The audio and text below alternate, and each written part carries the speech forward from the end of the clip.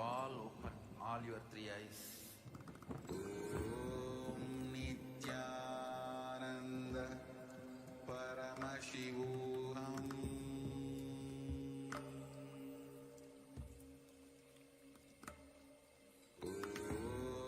Nithyananda Paramashivam.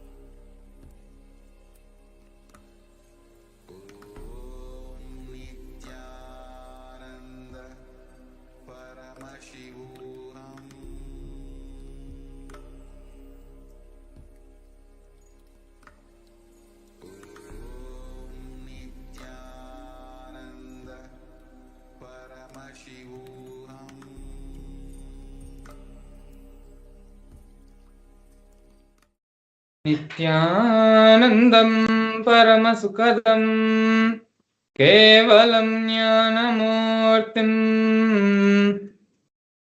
Dvandvaditam Gagana Sadrisham Tattvamasyaadhilaksham Ekam Nityam Vimalamajalam Sarvadhi Sakshibhutam Bhavatam Trigunarhitam Sadgurum Tam Namami.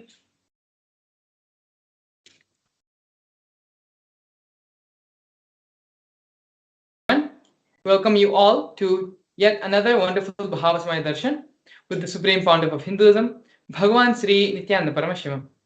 Today, we're going to be having the Bhava Samadhi Darshan of the Chandrasekhara Murti.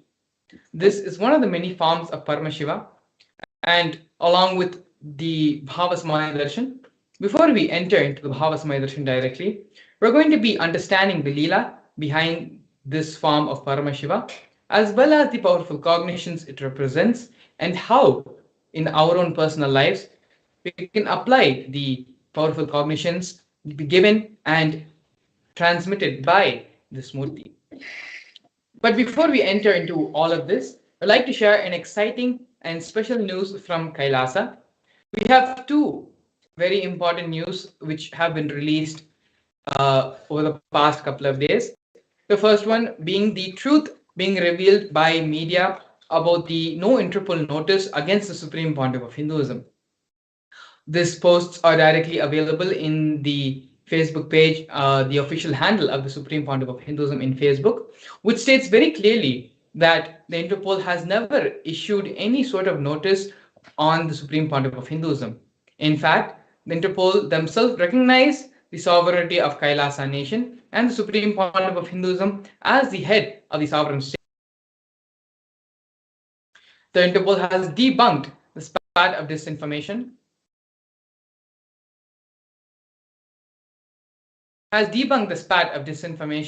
in media of any Interpol notice or diffusion against Bhagwan Sri Nithyananda Paramashivam in deference to the fact that he is the supreme pontiff of Hinduism and head of the state of the United States of Kailasa. The persecution of the supreme pontiff of Hinduism has been recognized by the United Nations, which we're going to be seeing next, international bodies, and multiple countries. After baseless rumors spread about Interpol notices being issued against the Supreme Pontiff of Hinduism, media like the News Minute have revealed the truth of the Interpol notice against the Supreme Pontiff of Hinduism, along with clear evidence of letters directly from Interpol on the same. So as you can see here, there is, if you can scroll down actually on the same Facebook post, you will see the references linking the Interpol, the official letters by Interpol, stating that the Supreme Pontiff of Hinduism has not received, has no notice has been put on the Supreme Hinduism, and that Interpol themselves identify and accept the Supreme Pontiff of Hinduism, recognize the Supreme Pontiff of Hinduism. And the next important news which we would like to share with all of you is United Nations recognizing the persecution on the Supreme Pontiff of Hinduism, on the Nithyananda Gurukul, and the persecution which has happened on Kailasa's children and women. A report on the special rapporteur on the sale and the sexual exploitation of children, including child prostitution, child pornography, and other child sexual abuse material on reparation for child victims and survivors of sale and sexual exploitation. The weaponization of sexual violence targeting women and children, especially of minority traditions, is part of a more pervasive and systematic campaign targeting certain indigenous spiritual traditions, minority communities, and their leaders. One such indigenous spiritual tradition currently targeted for extermination by the deep state elements in the Hindu of original indigenous agricultural tribes, which is the AIAT community, led by the Supreme Pontiff of Hinduism, Bhagwan Sri Nithyananda Paramashivam. Kailasa's Nithyananda Gurukul, the traditional residential education system of AIAT, is one of the core components of the AIAT from a tender age to learn the 64 Vidyas, types of knowledge, in a unique method of knowledge transmission. Since the year 2010, deep state elements have forcibly and unlawfully shut down the indigenous Nithyananda Gurukuls, depriving the AIAT children of their fundamental human rights and right to traditional education. Several terrorist attacks continued on the AIAT Gurukul schools and the children to destroy the indigenous education system, ironically, by the state bodies responsible for reparation. So if you actually scroll down on this post as well, you can see the direct links to all of these articles, or where the United Nations themselves have recognized the persecution and have uploaded all these reports on their official website. So both of these links, both of these posts are available on the Supreme Pontiff of Hinduism's official Facebook channel. Both of these posts are featured on the page, so it will be right there at the top. So you can go and view for yourself, as well as all the references and screen and the pictures, images referring to all the information being provided is also linked in this post. You can take a few minutes and you can actually go and look at these and read for yourself. And not only that, share this with the rest of the world. The United Nations, for the first time since the formation of the modern world, United Nations and other international bodies and institutions are now recognizing the Hindu persecution, which has been going on for so many thousands of years. So now with this, we're going to be entering into today's program, into the Bhava Samadhi Darshan of today. First, we're going to be learning about the grand narrative of the Supreme Pontiff of Hinduism. The Supreme Pontiff of Hinduism was born in the holy town of Tirunelveli in South India on January 3rd. At the tender age of 3, the Supreme Pontiff of Hinduism was initiated into the Bala Sannyas as a Bala Sannyasi by various enlightened masters and the predecessors of the Supreme Pontiff of Hinduism in the holy town of Tiruvannamalai. Not only that, but the Supreme Pontiff of Hinduism was identified as an incarnation by enlightened beings and masters such as Yogi Raj Yogananda Puri, Vidwan Panduranganath, as well as the 230th Guru Mahasanidanam of the Tondai Mandaladinam of the Kanchi Mutt. By the age of 16, the Supreme Pontiff of Hinduism was coronated to revive Kailasa, and the official induction as the successor of Arunachala Sarvanya Peetam has happened and was done to the Supreme Pontiff of Hinduism by his Guru Mataji Vibhudanandapuri, also lovingly called as Mataji Kuppammal. As you can see here in the photos, the Supreme Pontiff of Hinduism received the wooden staff, the Kamandalu water pot, and the conch, the traditional items which are handed over, passed down from guru to disciple, along with the official induction as the successor into the lineage.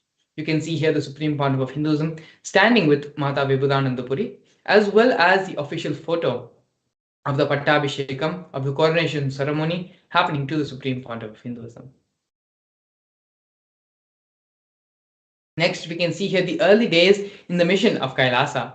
When the Supreme Pontiff of Hinduism was very young, with the guidance of his gurus, the Supreme built the temple monastery complex for his guru, Mataji Vibhudanandapuri, in Tiruvannamalai. This complex was built by the Supreme Pontiff of Hinduism himself, brick by brick. In the year 2001, on April 14th, at the age of 23, the Supreme Pontiff of Hinduism established the first Kailasa temple monastery complex in Tiruchendur, South India. As you can see here on the photo in the left-hand side most corner, the bottom left-hand side corner, the Supreme Pontiff of Hinduism with his own handwriting annotated the photograph documenting and recording the historic moment in the history of Sri Kailasa. The year following that, in November 4, 2002, by the age of 84, the Supreme Pontiff of Hinduism established the headquarters of the Kailasa Sarvanya Peetam in South India. By the year 2004, at the age of 26, the Supreme Pontiff of Hinduism conducted mass living enlightenment initiations all across the globe, taking people through powerful cleansing experiences of the 7 energy bodies, 7 chakras in our system. These programs happened in various cities, including North America, Canada, and various parts of Europe as well. At the age of 27, in the year 2005, 15th of April, the Supreme Pontiff of Hinduism was welcomed with the proclamation message by the Mayor of St. Louis, Francis G. Slade.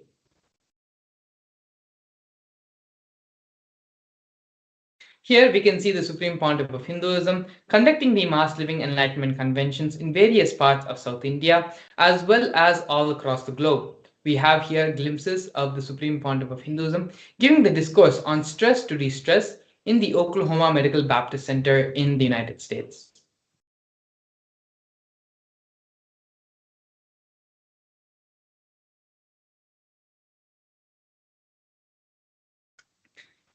In the years 2015 and 16 respectively, during the Grand Kumbh Mela festival held every 6 years, the Supreme Pontiff of Hinduism conducted the mass living enlightenment initiation, initiating thousands and thousands of people who gathered for the Kumbh Mela celebration, both in the Nasik Kumbh Mela in 2015 and the Ujjain Kumbh Mela following a year later in 2018.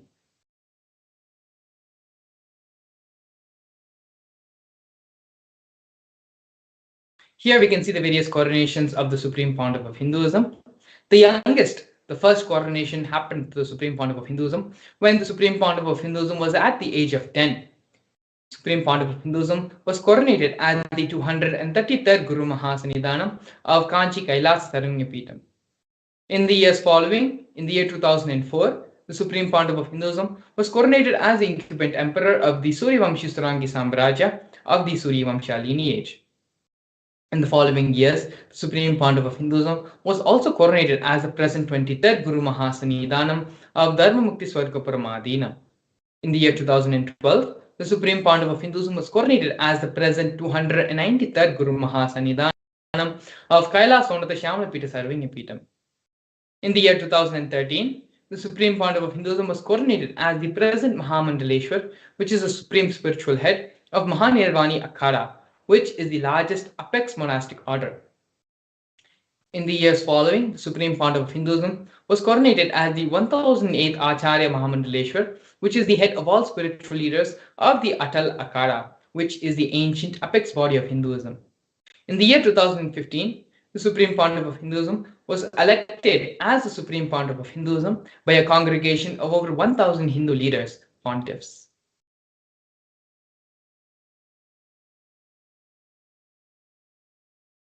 We are now going to understand more about the sovereign state of Sri Kailasa. Kailasa is a macrocosmic, ancient Hindu enlightened civilizational nation whose vision is living enlightenment for all of humanity. Kailasa's mission is to revive and share with today's world the practical applications of the greater sciences of authentic Hinduism, including Hindu cosmic physics, Hindu alchemy, Hindu cosmology, Hindu biology, Hindu mathematics, the power manifestation science, and other sciences as revived by the Supreme Pontiff of Hinduism. These sciences were once practiced freely in over 56 nations across the continent, but are now facing extinction due to the persecution which has been spread over a millennium. Here we are looking at the 108 different Sri Kailasa initiatives, which are a collection of 108 initiatives to support a variety of humanitarian services, which collectively allow for the creation of an enlightened, peaceful, sustainable, equitable, resilient, and thriving world.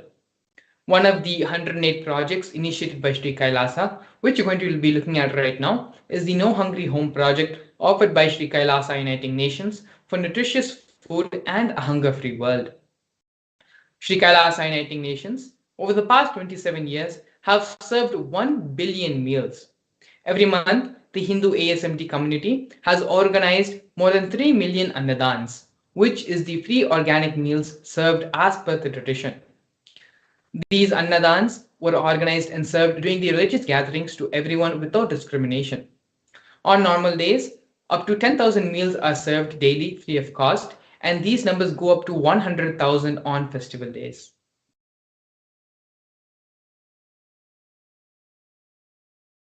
Here we can see Kailasa's protective and preventive COVID care centers offered by Sri Kailasa Uniting Nations for affordable healthcare and holistic living.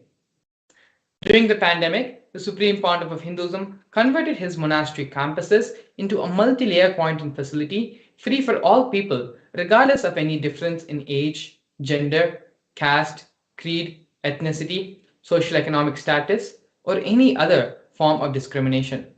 Not only that, free food, shelter, medical services, and internet, all of these services were provided free of cost for an indefinite amount of time, as long as devotees continued and to stay there and be in the multi-layered quarantine facilities. More than 20 million citizens across the world of Kailasa followed the 28-day spiritual regimen given by the Supreme Pontiff of Hinduism. Here we can see Nithyananda Hindu University and Nithyananda Gurukul offered by Sri Kailasa Uniting Nations for education reform and development. The Nithyananda Hindu University is the world's largest Hindu university established by the Supreme Pontiff of Hinduism. The Nithyananda Hindu University has more than 20 million enrollments, 7,000 free courses, extended campuses in 150 different countries.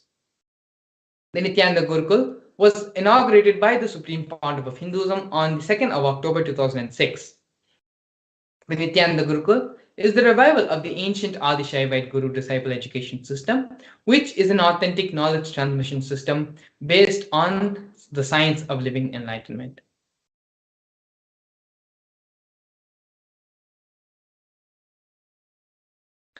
Next, we have the Nithyananda Hindu Jnanalaya project, which is the library and Hinduismpedia offered by Sri Kailasa Uniting Nations for the protection of Hindu scriptures. The Nithyananda Hindu Jnanalaya project was established by the Supreme Pontiff of Hinduism to collect 1 million Hindu scriptures while ensuring that knowledge is made accessible and shared free of cost to all, collecting and preserving 1 million books on Hinduism.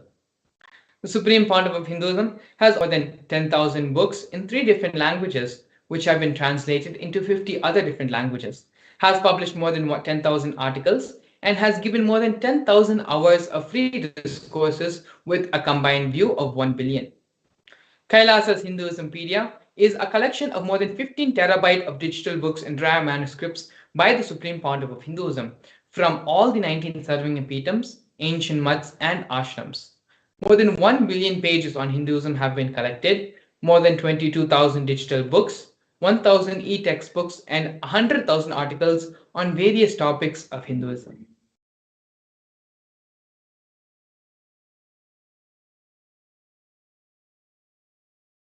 Here we can see the confluence for world peace offered by Sri Kailasa Uniting Nations for global peace and religious harmony. In the year 2009, the Supreme Pontiff of Hinduism organized a month-long peace walk covering 1,000 kilometers and 1,000 villages to bring together the space and feeling connection of oneness and to promote feeling connection among the people.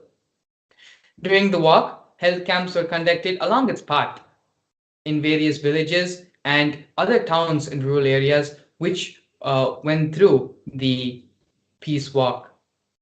As you can see here, there are thousands and thousands of devotees going through the peace walk in Pontiff of Hinduism.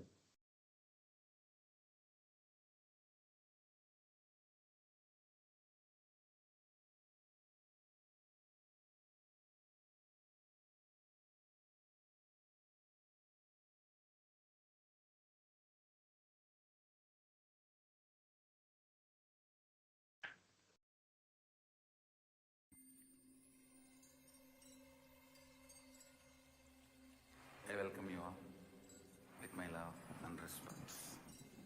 Let you all open all your 3 eyes.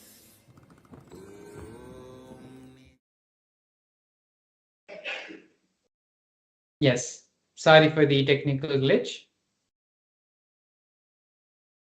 The next Sri Kailasa Uniting Nations initiative, which we are looking at right now, is for feminine empowerment and gender equality.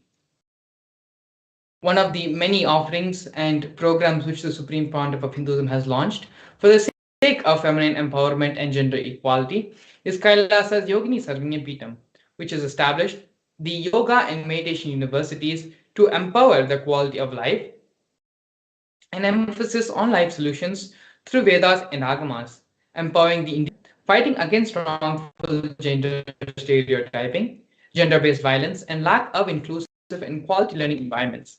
Some of these initiatives includes the Kailasa's Nithyananda Lakshmi project, which is a microfinancing service, Kailasa's Women Foundation and Women Empowerment Self-Help Centers, which have been launched in 108 different places around the world since the year 2009.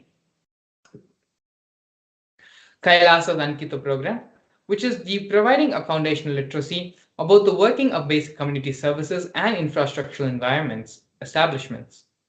Kailasa's Ashraya program, providing vocational training programs to rural and indigenous women, provide equal opportunities and access to independent, self-sufficient financial environments to them.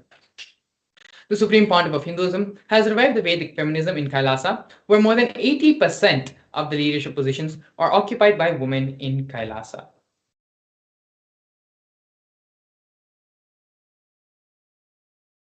Here we're looking at the various offerings and contributions done by Sri Kailasa Uniting Nations for Yoga, offering the Nithyananda Yoga.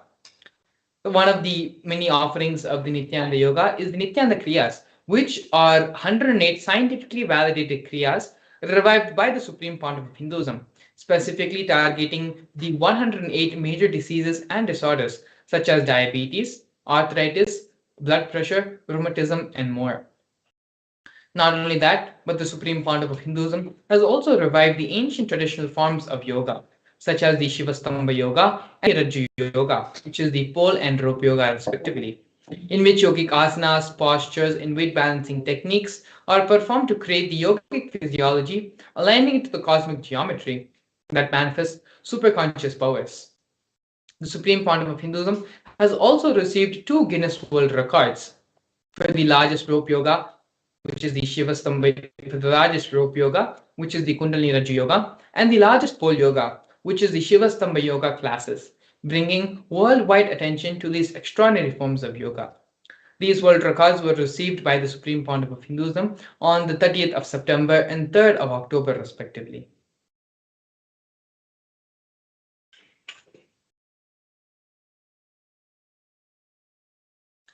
Despite being heavily persecuted continuously for more than a decade, the Supreme Pontiff of Hinduism, in his unwavering intention, commitment, and action in building the only Hindu nation, the sovereign state of Sri Kailasa, to protect, revive, and preserve Hinduism, the most ancient, most peaceful, still living, and long lasting demonstrable system that shows the balance amongst people.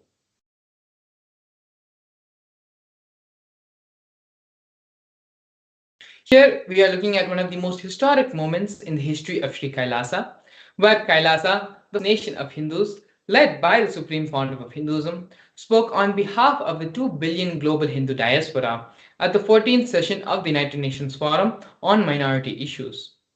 A significant milestone in the history of Hindus and the sovereign state of Sri Kailasa happened on the 2nd of December 2001.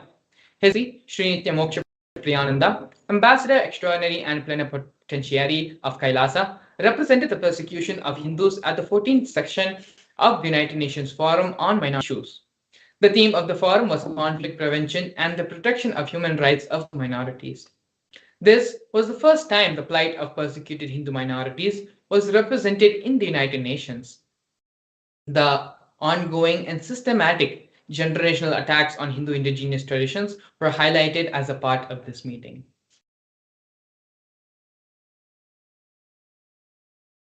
Here we can see the various torture and murder attempts by the state and non-state actors.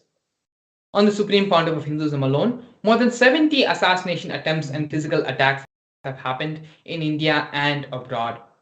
40 attacks on community members, destruction of monasteries and temples, over 60 incidences of rapes, attacks, and molestation of women and women monks, 100 false legal cases, all but one are dismissed, and politically owned media, police, and judiciary controlled by politicians, as well as the incitation of mob violence through the social media.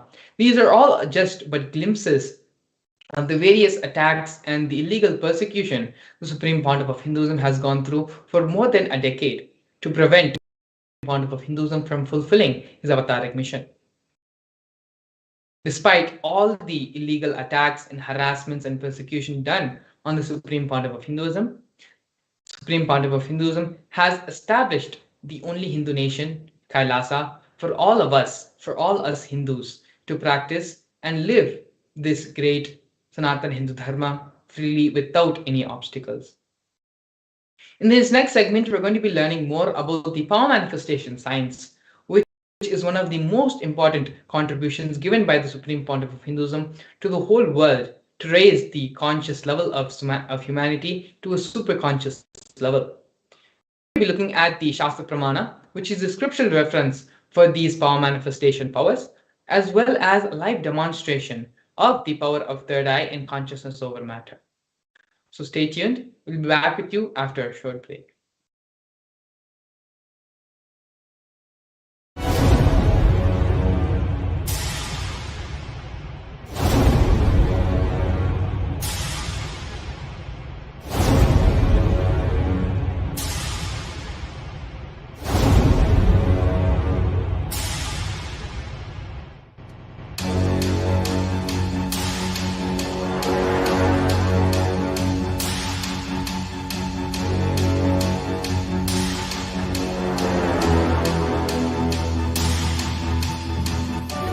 Understand, literally last 39 years from the age of 5, whatever Paramashivam manifested through teaching, speaking, writing, every way, condensing the whole thing and presenting it presenting it to you all as experientially in these 21 days through this Jnana Charya, Jnana Kriya, Jnana Yoga, Jnana Jnana is Paramashivam. Lifestyle for just Paramashivam. Rituals to be just Paramashiva.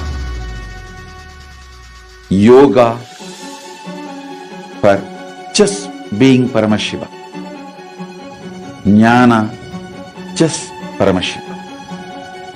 Paramashivoham is like literally the Nithyanandam, we welcome all the viewers watching us live on our social media platforms, and we are now going to enter into the beautiful session of understanding what is power manifestation and how power manifestation science can help us in various fields of our life, and how we are going to be manifesting Paramashiva in our life.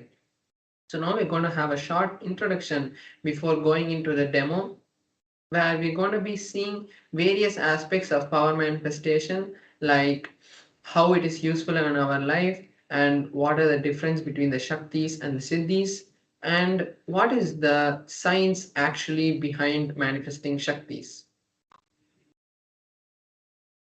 So, in the Vedagamas, the source scriptures of Hinduism, Paramashiva reveals in elaborate detail that every human is hardwired to manifest the 463 plus Shaktis of Paramashiva. Manifesting powers are described in an elaborate, systematic way in the Vedagamas to give humans the opportunity to access the various possibilities and powers and the other states of consciousness which are given in us. Manifesting Shaktis manifest from the fundamental cognition that you are Paramashiva, you are divinity, and not the cognition that you need to reach divinity.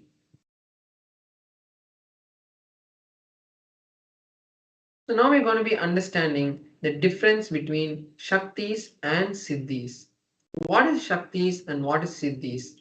Shaktis are the powers that manifest from the space of enlightenment and from the space of Paramashivoham, whereas the Siddhis manifest from tapas or penance. When you do penance, heartful penance, that time the Siddhis manifest.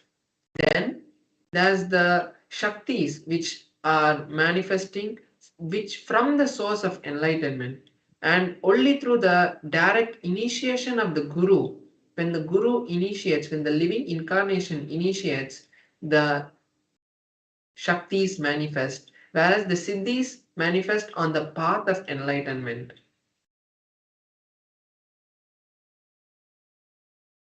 The Shaktis of Paramashiva are permanent, whereas the Siddhis are not permanent, they don't stay with you and they divert you from enlightenment. Now we are going to be seeing the various ways the powers are validated and foolproofed in the Vedagamas. So here we have four different methods, four different levels of verification that the powers go through, that this science has gone through for thousands of years now before being given to us. First is the Shastra Pramana. What Paramashiva has directly revealed in the Vedas and Agamas is the Shastra Pramana. Then we have the Apta Pramana, which is the experiences of the various rishis, incarnations, enlightened masters who have come before us from the time of Veda Vyasa till the time of the recent most masters like Maharishi Mahayogi or Paramahamsa Yogananda or Aravindo or all these great masters, how they manifested so many powers to help people and bring the humanity to the next level.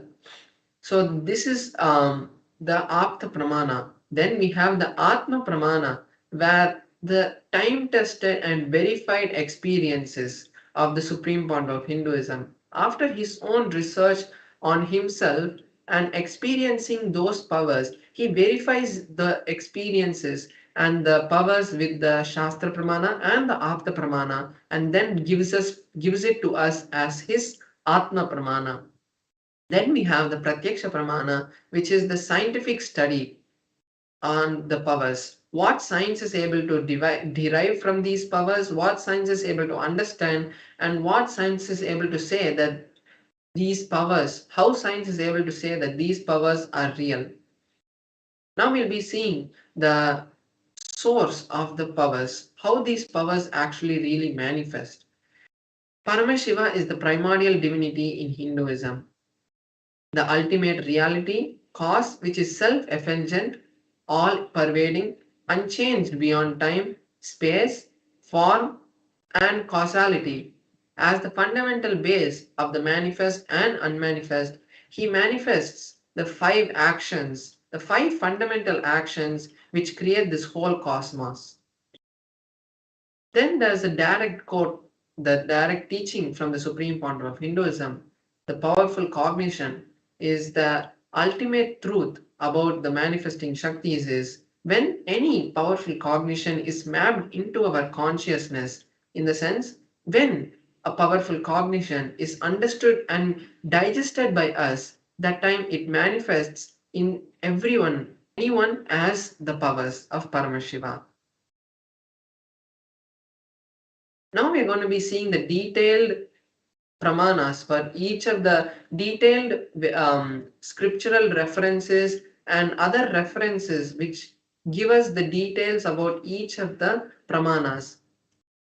So here we have the pramana for the power of third eye. And third eye is not just blindfold reading, but the ultimate and all powerful energy center that has been given to us by Paramashiva. Here we have a scripture called the Vijnana Bhairava Tantra, a scripture which was directly given to Paramashiva Shakti, Parvati by Paramashiva. Here in the Vijnana Bhairava Tantra, the 34th uses the understanding about third eye. The verse goes, Kapala Tishtanmilita Lochanaha Kramena Manaso Dhadyat Lakshayet Lakshyamuttamam. Paramashiva says, by having the mind fixed in the inner space within the crown center and sitting stably without any movement and having the eyes in succession to the third eye, from that space and stability of the mind and the inner space, one attains the vision of the ultimate goal, Lakshyam, and is able to have the vision of any place or object anywhere, and he attains the space of oneness with the source Paramashiva. So here we can see how a detailed step-by-step procedure has been detailed out by Paramashiva in this scripture. Next we have the Apta Pramana, which is from the incarnations and various other masters who have come before us. Here we have Bhagavad Gita, which is the beautiful words of Bhagavan Shri Krishna, giving lots of powerful cognitions to Arjuna, and by giving it to Arjuna, he has given it to the whole world. So in that scripture, Arjuna requests Bhagavan Shri Krishna that Arjuna wanted to see the cosmic form of Bhagavan Shri Krishna. And Bhagavan Shri Krishna says, but you cannot see the cosmic form of mine with these physical eyes of yours. Therefore, I grant you the divine vision of the third eye. Behold my cosmic opulence. So this is the direct translation of the 8th verse of the 11th chapter, where Bhagavan Shri Krishna gives Arjuna the initiation into the third eye, and then Arjuna is able to see the cosmic form, and he details it out in the 11th chapter of the Bhagavad Gita. Then we have the Atma Pramana, the experience of the Supreme Point of Hinduism, how he was able to see and how he was able to manifest this experience. So he says in his own words that The first experience I had, I was able to see everything around me, above me, below me, the whole 360 degrees. And not only I was able to see, I was able to feel everything that was around me. So this is the direct words of the Supreme Point of Hinduism, and we can see how it is directly matching with the Shastra Pramana. Now we have the Pratyaksha Pramana, which is the scientific study on the powers. What science has understood and discovered from this power manifestation. So they have done a direct study on the Supreme Point of Hinduism, and when they did that, they were able to see high amount of energy being radiated from the frontal lobe, in the middle of the frontal lobe, which is the point where the third eye is. And the same readings have been replicated by various balasans and yogis who have manifested the same power after the initiation of the Supreme Point of Hinduism. Now we are going to be seeing the pramana for a power that manifests from the space of the third eye, which is the power of consciousness over matter. So here we have the scriptural reference, which is from the Vijnana Bhairava Tantra, Sutra 120, Dharana 95. क्वचिद् वस्तुनि विन्यस्य शनैष्टिं निवर्तयेत् तज्ज्ञानं चित्तसहितं देवि शून्यालयो भवेत्.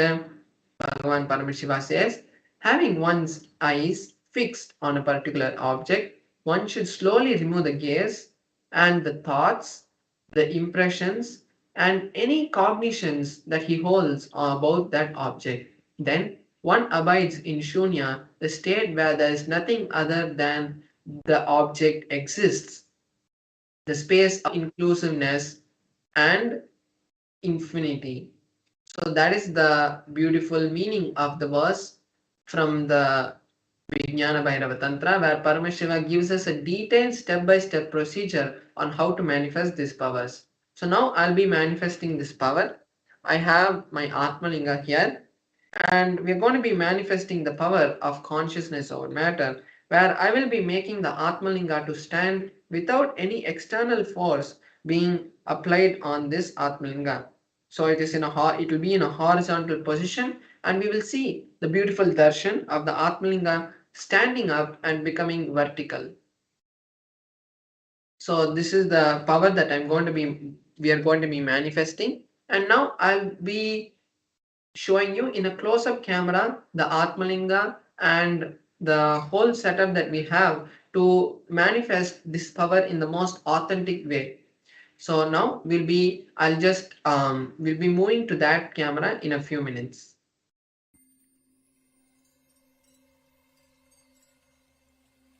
I welcome you all with my love and respect.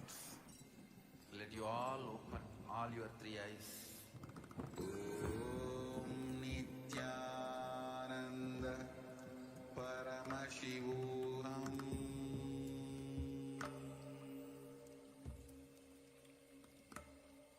Om Nithyananda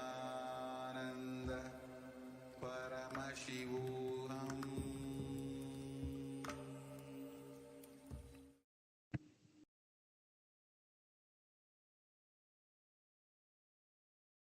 So here you can see my Atmalinga, and you can see my hand.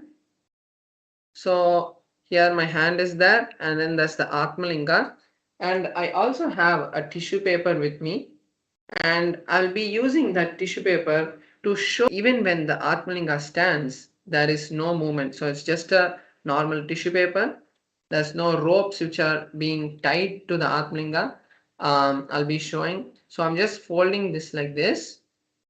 And when I place the Atmalinga on my hand and circle the Atmalinga, you can see that there is no movement which is happening in the Atmalinga except the shadow lightly. So that is showing the authenticity of this power. So I'm just going to keep this right here so that we can know that it is not external. So now I have the Atmalinga here. I'm going to be chanting them, and when I do that, we will see the beautiful darshan of the Atmalinga standing. So now all of us can also join me, all the viewers on our social media platforms can also join me in this beautiful manifestation. You can also chant the Mahavakya along me, and this is the best time you can use to create any reality that you want, whether it is health, wealth, or relationships, or anything that you want in particular detail. Also, when we manifest powers directly, Paramashiva flows through us and creates that powerful ecosystem for any desire to manifest into reality. So now we can enter into the manifestation.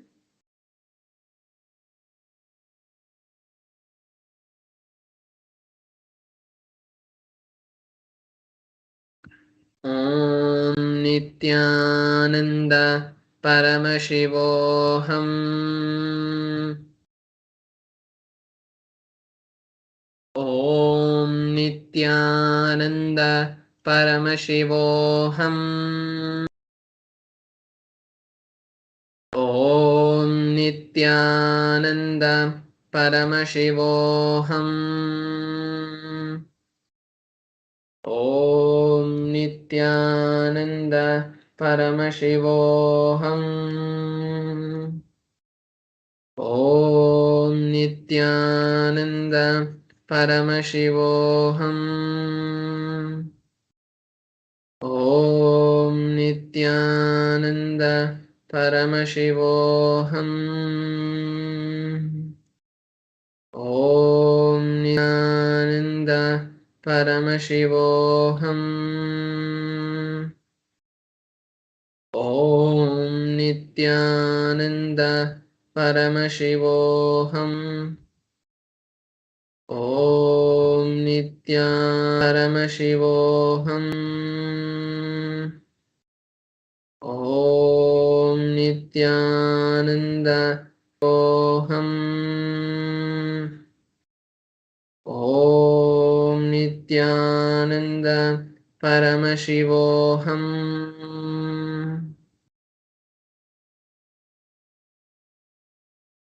So now we have seen the beautiful Atmalinga moving.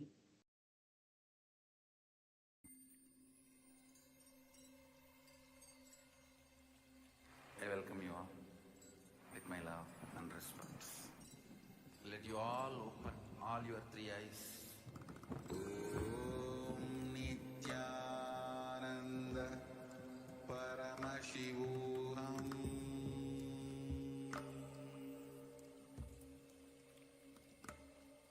Om Nithyananda Paramashivam.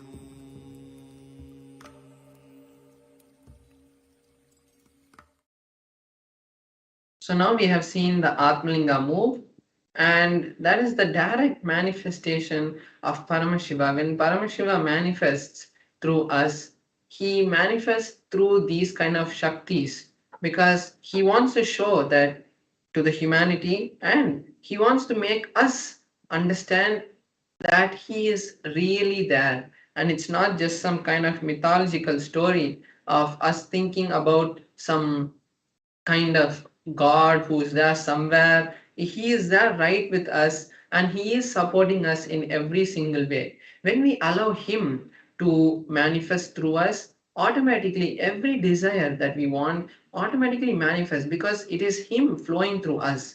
When we make the barriers around the powerful space that we have, and we start thinking that we are doing it, and when things don't happen, it is us, that time we need to drop that, because only when we allow Paramashiva to flow through us, that time we can manifest a better reality. We'll be moving to the next segment of this program where we'll be seeing beautiful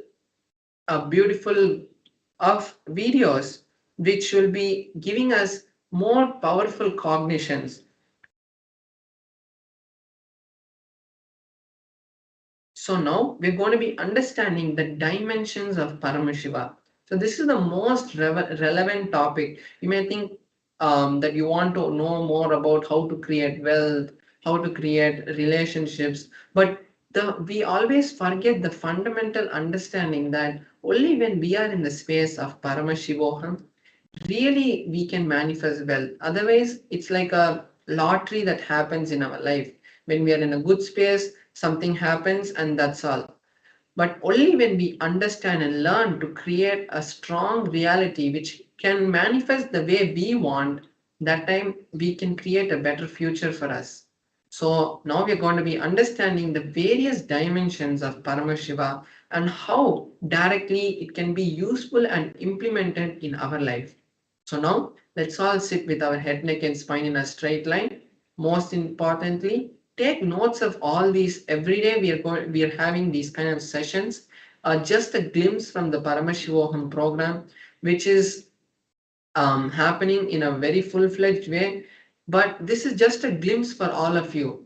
So make sure that you take notes of all of these beautiful satsangs that have been grouped together, and it will become a powerful cognition bank which will support you at the times of need. So make sure that you take notes of all of this, and now let us enter into the video.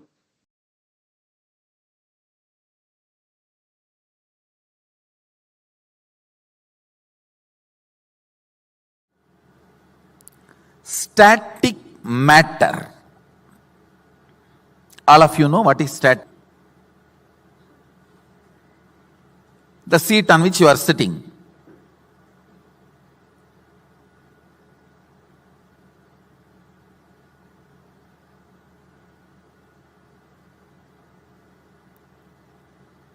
Floor on which you are sitting.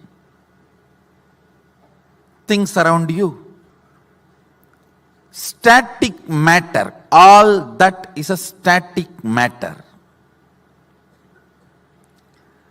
Vibrant activity, dynamic activity.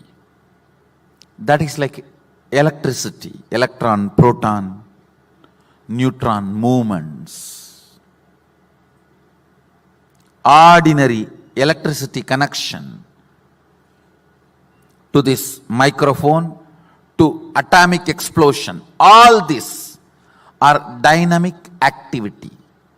Listen. Static matter, dynamic activity, strategic existence. There is a part of you which exists not as a static matter, not as just dynamic activity, but as a strategist who can think, who can visualize, who can inspire, who can take decisions, who has choices, who is alive.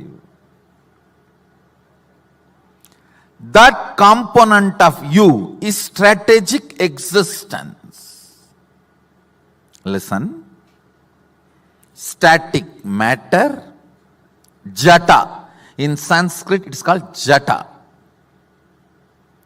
Vibrant activity, dynamic activity. In Sanskrit we call it Shakti. Even dynamic activity is not independent intelligence. No. It has no independent intelligence. The electricity which comes in this microphone, if you mishandle it, it will shock you. It has no intelligence. Oh, Swamiji is my boss, I should not touch him. No. It has no independent intelligence. Dynamic activity, strategic existence. There is a part in you which makes decisions, strategies, which responds to all the whys. Why you sit on the floor, why you sit on the chair. There are so many whys you go on deciding for your existence. How many of you understand that? Which goes on strategizing in you. Static matter, dynamic activity, strategic existence. Existence of you which goes on strategizing. You go on strategize based on what you perceive as you.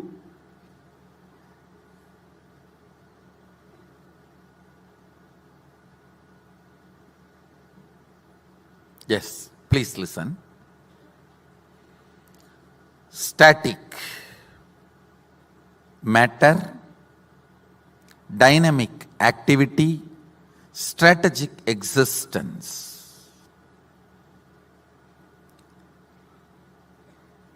Usually all of you feel these three are different. Am I right? Now I am declaring one of the most sacred secret, important truth. Static matter, dynamic activity, strategic existence. Jata, Shakti, Shivam. All these three are one and the same. There is no boundary, there is no border between these three. Listen.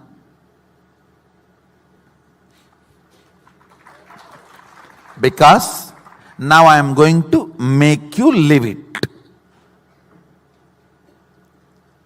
Understand, all power manifestation is just to confirm the highest cognitions have become part of your life. Higher and higher cognitions become your driving force. You raise your plane of existence. Highest oneness. Highest oneness.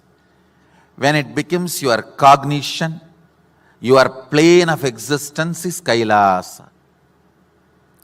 The strategic existence which is in you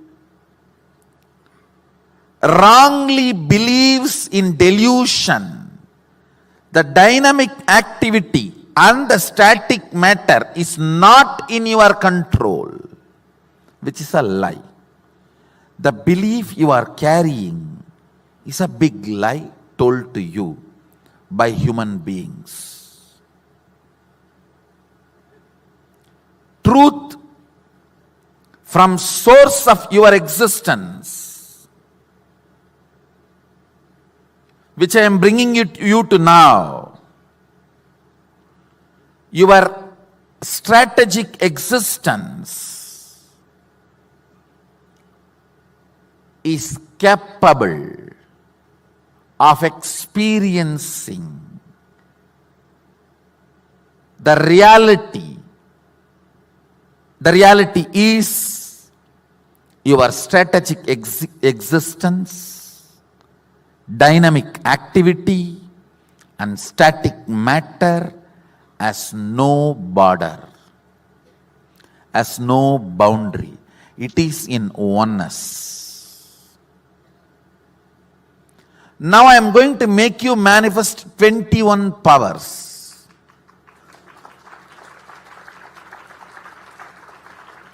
Just to make you understand the multi-dimensions of this truth. Listen.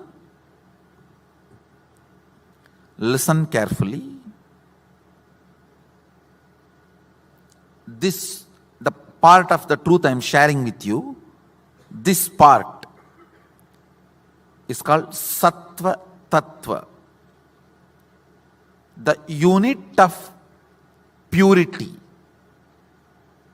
This is a chapter, Sattva Tattva. Mahadeva reveals in Agama. Let me repeat once more. Static matter, dynamic activity, strategic existence has no boundary. So if your strategic existence, decides something, declares something, dynamic activity and static matter obeys literally, simply. Next statement. You do not need to spend your whole life logically to come to this conclusion. If you decide, Swamiji has come to that conclusion. He will teach me only right thing.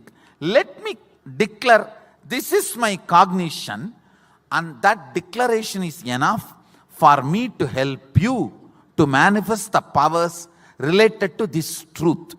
When you start manifesting powers, you will understand it is not just Swamiji's conclusion, it is now your own conclusion.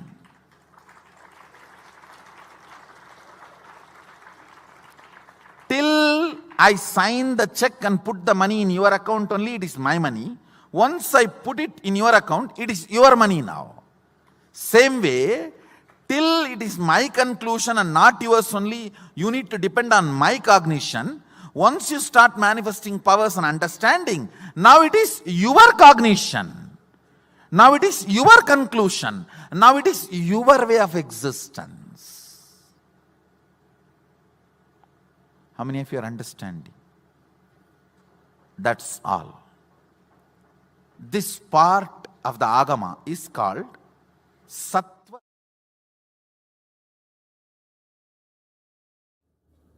How many of you are able to cognize static matter, dynamic activity, strategic existence as no border? It is all oneness. Wonderful. Listen.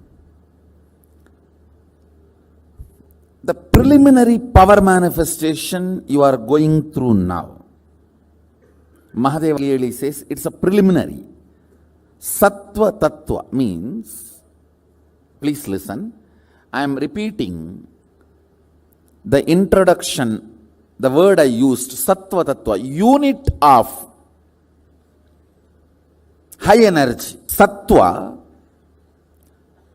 see, we function through three energies. Pure high energy, confused restlessness. So the pure high energy unit, when it is increased in you, the first response happens in you is preliminary power manifestation. See, it is intense sattva I am radiating. Understand that. Now what you are doing is a preliminary power manifestation. Only if you are settled with this cognition, I can push. See, this preliminary power manifestation need to bring you to the conclusion of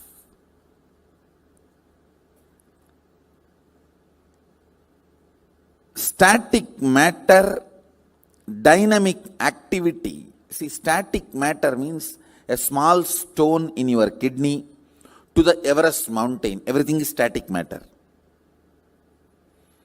Dynamic activity, water flowing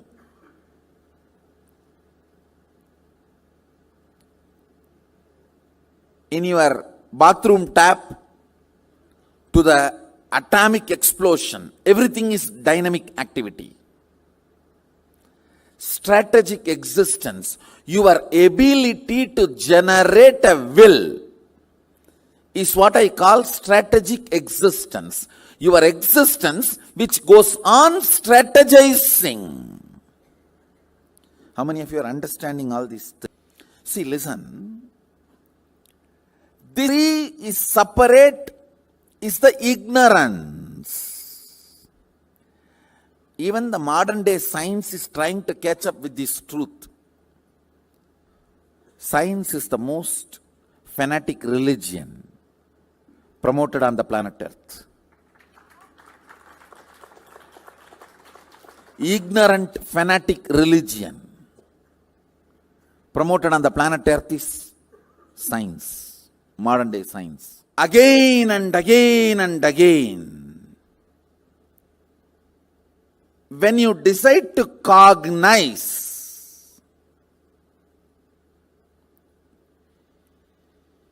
please understand, your will has too much power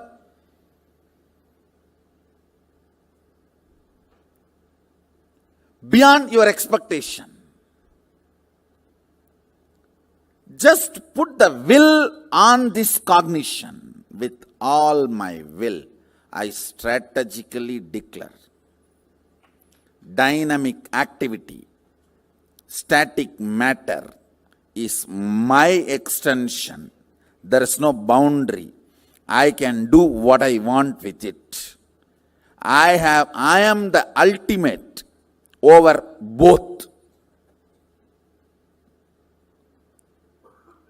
Understand?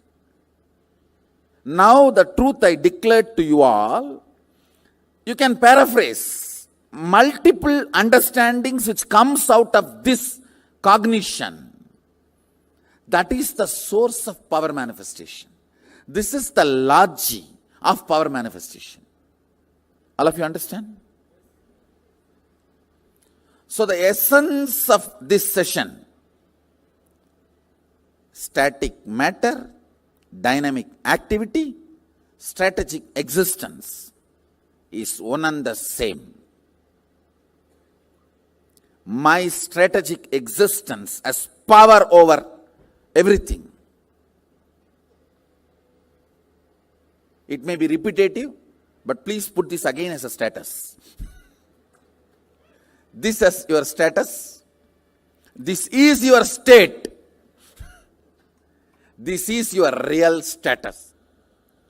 Understand, your faith, your belief, everything is shallow. Everything is shallow. I am not at all asking your faith or belief.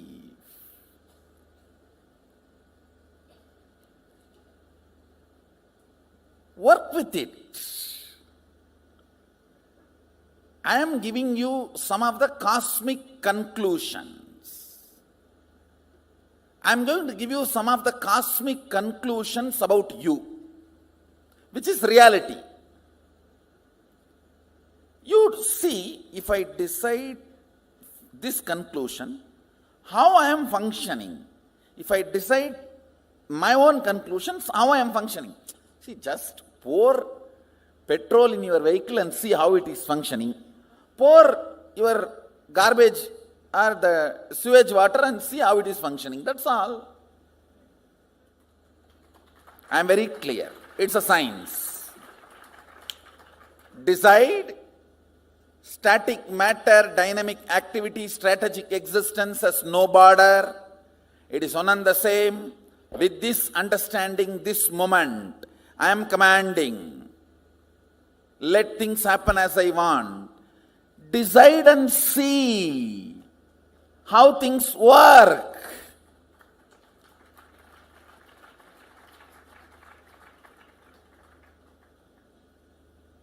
Power manifestation is nothing but I am giving you 21 types of way to taste the sugar. I have given you full pot full of honey. You can put your hand, right hand and lick, or left hand and lick, or pour on your mouth and drink. These are 21 methods to taste the honey. Honey is the sacred secret, that cognition, highest cognition. Power manifestation is just to taste that honey, to come to that conclusion.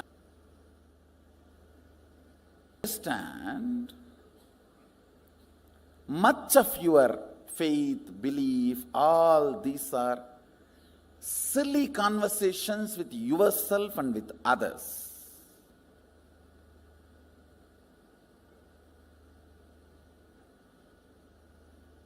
I neither believe your faith, I don't believe your belief. I am very clear. Come to conclusions. Understand, every moment you are driven by certain conclusions. You apply your own conclusions and see how the machine functions. You apply the conclusions I am giving and see how the machine functions. That's all. See, you are like this hardware. What kind of a software you download, that decides the quality of you. You can download, the software decides the quality of what it is going to perform.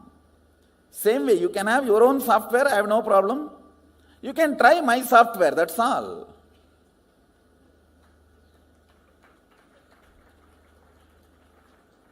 So there is no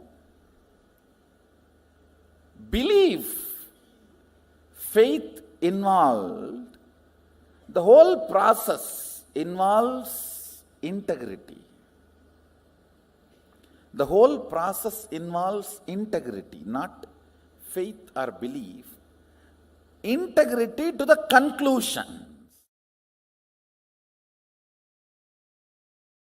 Understand, whatever sampradayas in Hindu tradition,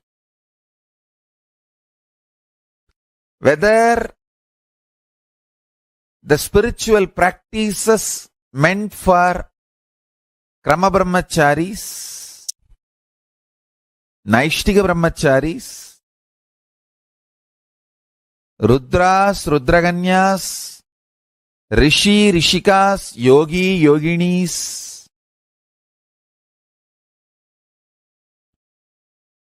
Bhairava, Bhairavis, everything is aimed only to raise you to vertical time zones and reach you ultimately to the space of Kailasa.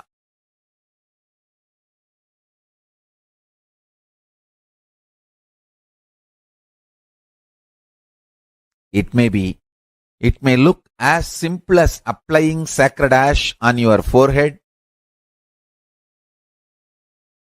or as difficult as you think practicing absolute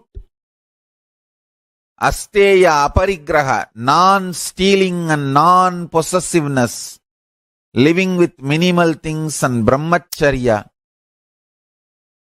and satya, absolute integrity. All these great vows.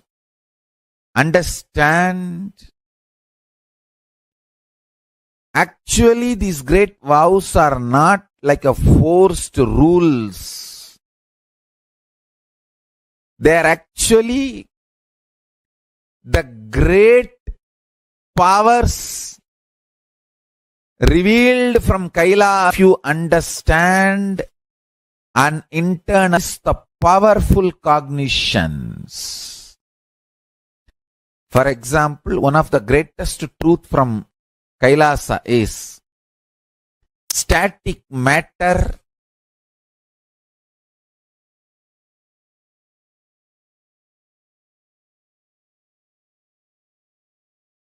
strategic existence, vibrant energy. All these three is one and the same. Carefully listen. Static matter, vibrant energy, strategic existence. All these three does not have a wall, boundary, watertight compartment, sealed, separate existence. It is one and the same. If you internalize this powerful cognition and start meditating on it, you will see, you will start manifesting powers, because all these three is separate because of your false cognition, false belief, once you lift the false belief, it is like a bamboo floating in the Ganga. If you are looking short, small part of the Ganga, like if you take a close-up shot, Ganga is divided by the bamboo. If you go for you will realize Ganga can never be divided by the bamboo. If you think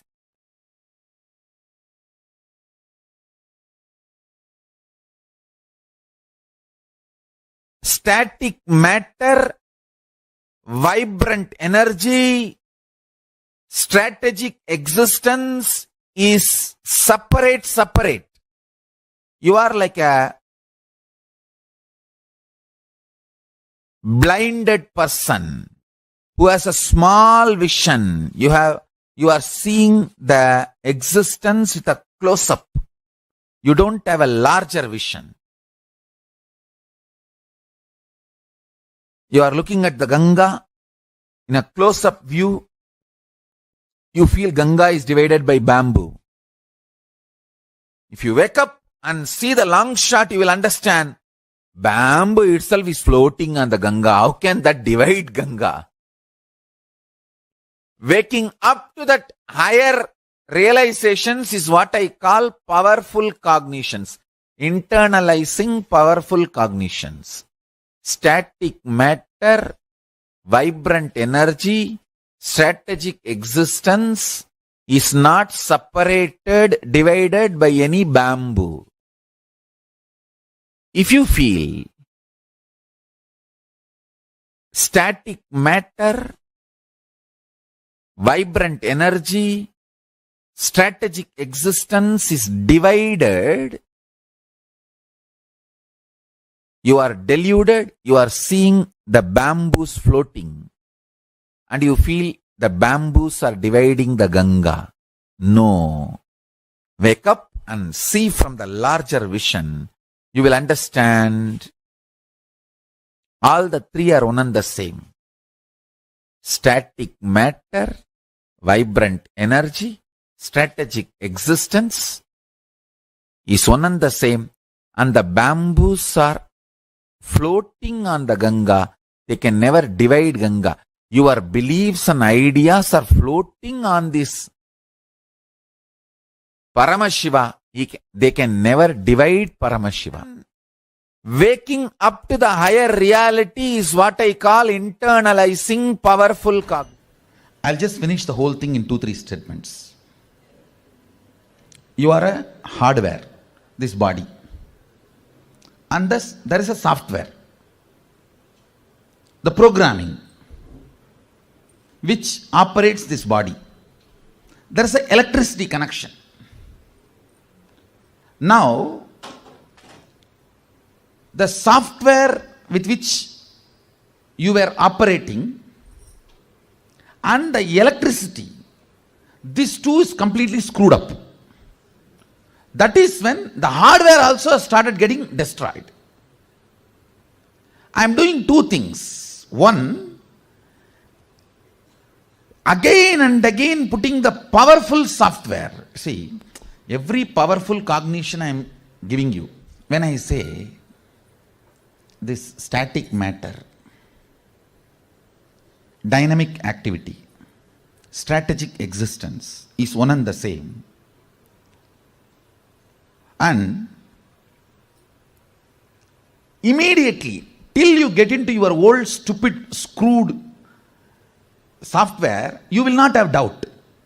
For a few minutes, because of my face value, I think this fellow must be telling only for my good. Some reason, it will be there as alive memory. Those few minutes when you decide to use that as your software, my superconsciousness, my electricity connects with you. Not the regular electricity with which you are working, bioenergy. No, Sadashiva's bioenergy, who gave me the experience and authority to transmit this experience. His bioenergy just enters into you. Once you start seeing that moving, you will feel, oh God, I think this fellow is right. Once 21 times you move, then this software cannot be taken out of your software. How many of you are understanding what I am saying? Understand? That's all is the whole.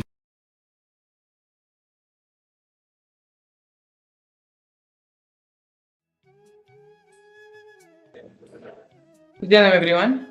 We're back. Beautifully, the Supreme Pontiff of Hinduism expanded on the identity, the cognition we are to carry, the identity you carry in the waking state, identity you carry in the deep sleep state, identity you carry in the dream state, the identity you carry in the Turyatita state, and identity you experience in the Turyatita state. In all the 25 states of consciousness, each identity is independent. The identity, the cognition, which for which you think about yourself now, is different from the cognition you have about yourself when you are sleeping, when you are in the dream state, and when you are in the Turyatita state. All these cognitions are different identities, different self.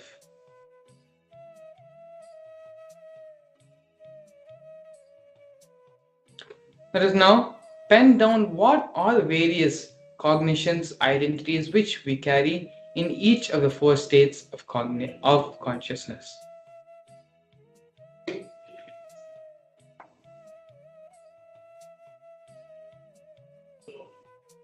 Please take a few minutes to sit and do this exercise sincerely, penning down each identity we carry in each state of consciousness that we exist in. What you think about yourself, what you carry about yourself when you're awake, what you carry about yourself when you are in the swapna or the dream state, what you carry about yourself when you are in the deep sleep state, and when you are in the Turyatita state. Take a few minutes now and identify the identities which you carry about yourself in these various states of consciousness.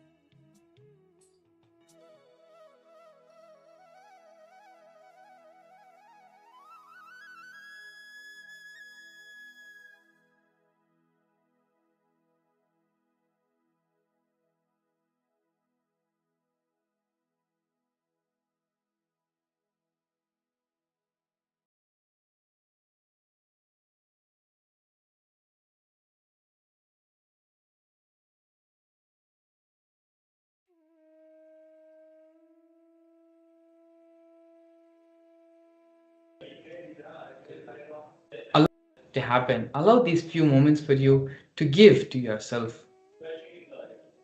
It is through these internalization exercise Through these various different powerful cognitions, the Supreme Pontiff of Hinduism helps us to raise to his conscious level, to vibrate in the same frequency his mirror neurons are vibrating. During the Bhava Samadhi Darshan, the Supreme Pontiff of Hinduism mirrors the neurons of the highest states of consciousness, of the highest states of reality.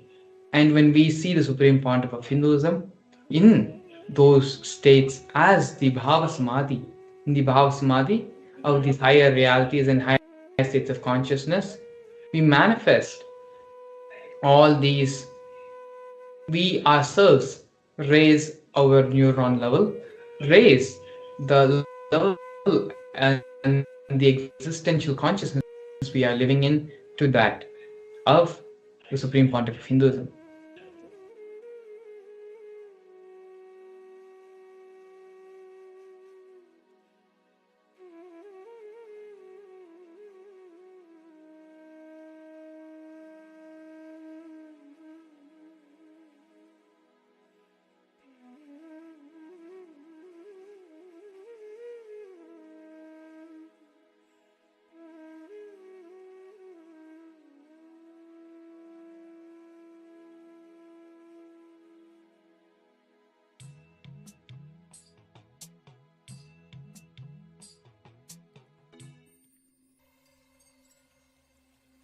I welcome you all with my love and response. Let you all open all your three eyes. Om Nithyananda Paramashivam.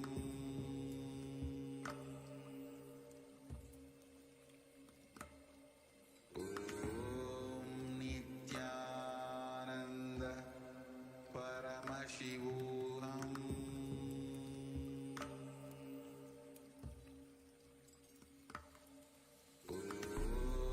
Nithyananda Paramashivam.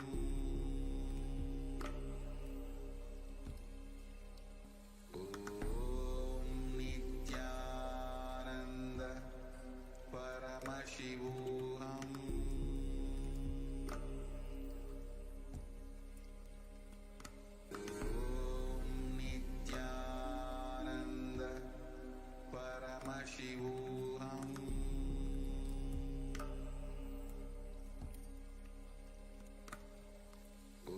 Om Nithyananda Paramashivam.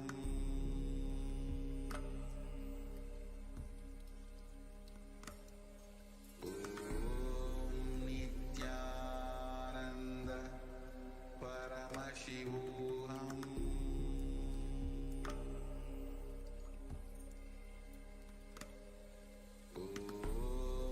Nithyananda Paramashivam.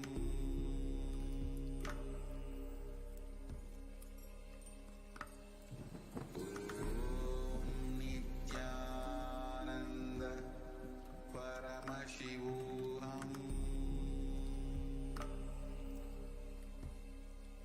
Paramashivam. Nithyananda Paramashivam.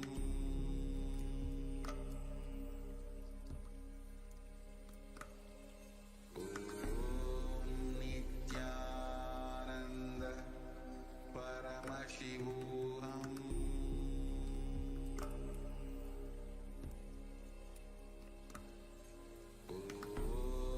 Nithyananda.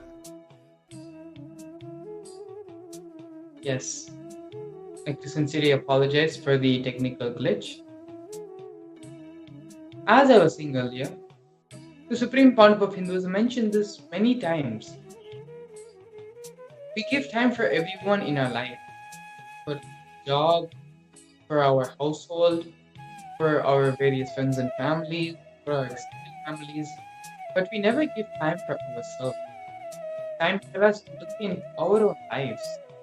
Time for us to reflect upon our own actions, on our behavior, and form our better becoming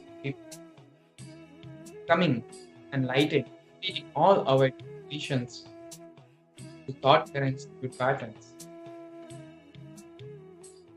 So allow this few minutes now. This exercise will take a maximum of 15 to 20 minutes. Give your full intention, awareness, focus, and intensity. Whatever else may be the other distractions, put them aside in a way for just 20 minutes. Pick up a pen and simply identify all what you carry. What you take attention. What is the identity you have about the way? What is the identity of which you carry?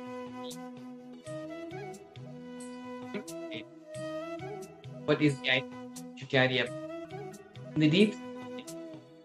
And finally, the identity you carry about yourself in the Turyatita state. Pen down all the different identities you carry in these various states. Once you have finished that, we can move into step. The moment you realize the undercurrent of all these 25 identities, you are pure consciousness, which is the source of you and of Paramashivam. All the 25 heads, 25 identities,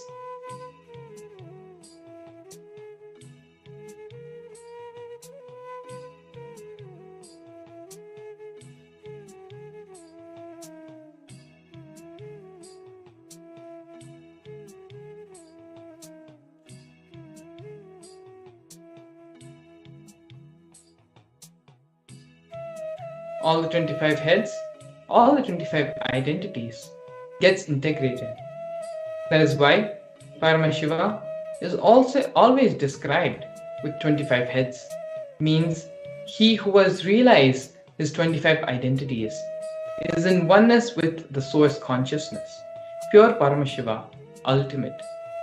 As long as your identities play separate game without getting integrated to the source, you continue to remain in suffering.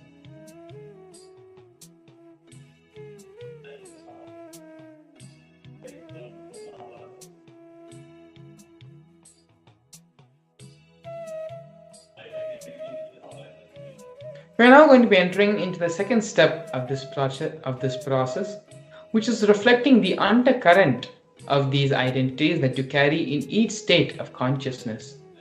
Integrate the source of these identities as Paramashiva. You have identified now just 4 identities which you may be carrying about yourself during the major 4 states of our consciousness, which we as humans are able to interpret and able to understand. It is now time to just take a few moments and reflect upon what we have already discovered about ourselves and realize that the undercurrent of these identities that we carry is the state of consciousness. Integrate the source of these identities as Paramashiva. So this is a realization which we all need to come to, which we all need to understand and realize about ourselves. For us to start manifesting the ultimate reality, to start manifesting the ultimate state and space of Paramashiva in our beings. So now, please take a few moments and reflect the undercurrent of all these identities as you carry in each state of consciousness. Reflect as how you were consciousness in all of these identities.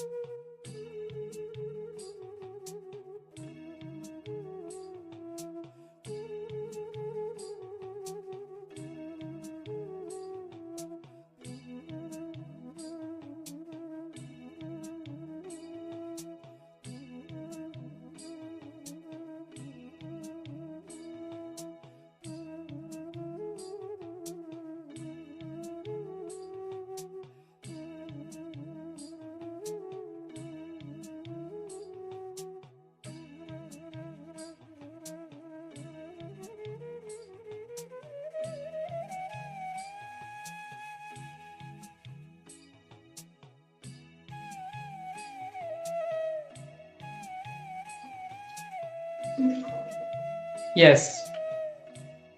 By now, the conscious decision and the conscious reflection should have happened where you understood and come to the realization that in any space, in any reality, in any dimension of yourself, however different you may cognize it to be different from another dimension of yourself in another reality, another space of you, the underlying thought current is the superconscious energy. That is our fundamental state of existence, our fundamental state of reality. And Supreme Founder of Hinduism is awakening our superconscious energy to vibrate in the same frequency of his own, and that is the state of Paramashivatva. The Paramashivam program, starting on February 9th and ranging till ending on February 28th, the whole purpose of this program is to help you realize your Paramashivatva, help you realize that you and Paramashiva are nothing but one and the same. You and Swamiji are nothing but one and the same. It is to give this understanding, this experience to all of you. Swamiji is conducting this program time and time again. All the exercises, all the understandings, all the satsangs we are watching are nothing more than giving our mind, giving us the intellectual understanding, cognition, and realization of both these greater and higher truths. It is only in the Paramashivam program where all these higher existential truths will become our existential reality, will become our personal experience. And so that is why again and again we continuously reiterate that there is nothing like the Paramashivam program. There is nothing else which can give you that same experience. Actually, if you go to YouTube and if you just go through the various testimonies given by devotees who have attended the Paramashivam program, you will see the immense transformation which can be given, which the Supreme Founder of Hinduism gives to each and every one on a personal level. All the powerful cognitions, all the ideas which you are hearing now through these various satsangs and through these various exercises which you are internalizing and understanding, all of these becomes your experience during the program. Supreme Founder of Hinduism, over the span of 21 days, attends to each and every part of your life, attends to each and every aspect of your life, and ensures that completion is the only thing which is the driving force of your life. The completion is from this space of completion, all the decisions which your life will be taken, and everything you do out of completion can actually reflect and make the whole life around you so blissful and complete. And so without further ado, the Paramashivam registration link will be projected below us, and as well as the QR code, where you can directly scan the QR code which will lead you and you can register for the Paramashivam program. Over the past couple of weeks, we have gone through and seen many different forms of Paramashiva, the different Leelas Paramashiva has assumed, as well as the Bhava Samadhi Darshans, which the Supreme Founder of Hinduism gives in the form of these various different Leelas. All of these are nothing but different ways, methods, and techniques to raise your consciousness for you to realize ultimately that you are Paramashiva, you are Swamiji, you and him are one and the same. The whole fundamental cognition, the whole fundamental purpose of Hinduism is to make you understand, for you to have the experience that you and the divine are same. Today, throughout the session, we learned many things about the powerful cognitions, about the power manifestation science, and about this space's existential reality of Paramashiva. In the further segments, leading up to the ultimate darshan of the Supreme Founder of Hinduism, as the Chandrasekhara Murthy, we are going to be seeing the next segment of this program, which is causing your reality for you to manifest all the different dimensions and aspects of your life. So without further ado, please stay tuned. We'll be back.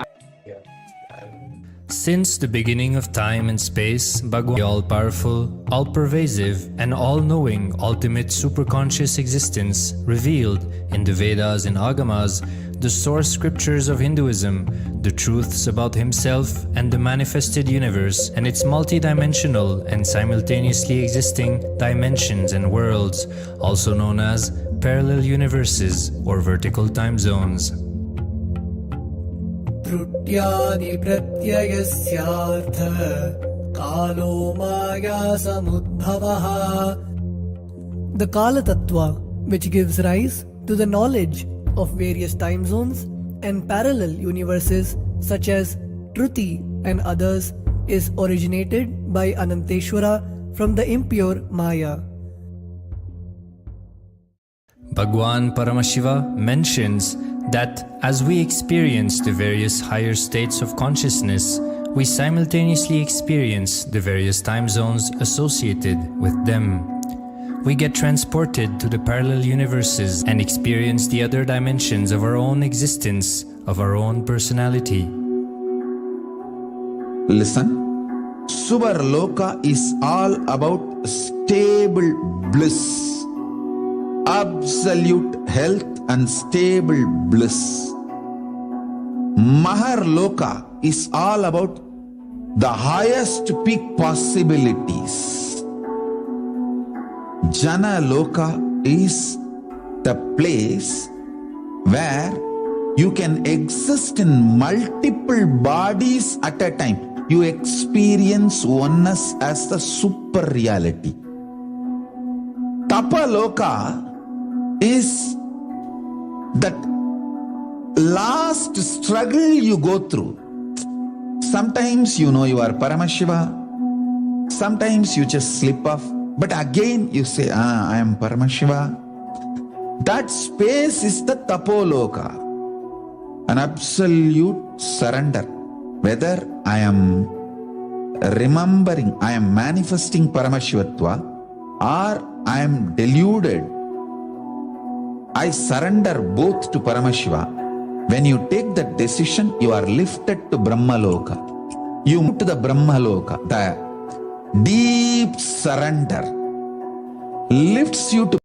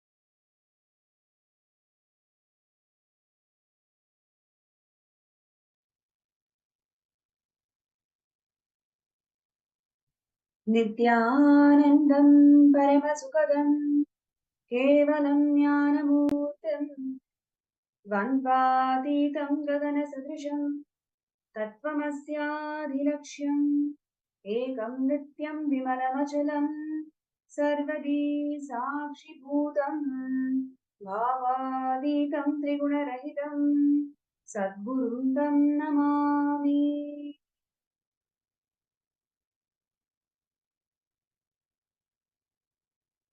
Nithyanandam. I welcome all the participants and the viewers in all our social media platforms joining us from 175 countries to this most blissful, most divine, the Bhava Samadhi Darshan of the Vaidyeshwara, the supreme pontiff of Hinduism, Bhagavan Nithyananda Paramashivam, manifesting the various 64 manifestations of Paramashiva. I'm sure all the viewers and participants are having an amazing time just receiving these darshans, the most extraordinary experience where we can mirror the superconsciousness in our inner space. And these blissful darshans manifested to the Swamiji is one amongst the many precious gifts that Swamiji has given to the whole world. And as we are getting ready to receive the darshan, this segment is going to focus on one such precious gift that Swamiji has given to this world, which is Sarvanyapita. As the scripture beautifully goes by sharing that whenever there is a decline in dharma, whenever there is a decline, whenever there is a persecution that is happening to one of the three wings of Hinduism, whether it is in terms of the infrastructure, Hindu infrastructure, which is the temples, or it is in terms of language, Sanskrit or Tamil, or it is in the form of scriptures. When any of these three pillars undergo persecution, the very embodiment of cosmos, Paramashiva, descends in the human form. Today, we have Paramashiva descended in the human form as the 1008th incarnation of the Supreme Pontiff of Hinduism, Swamiji, to revive the Hinduism back to its original glory.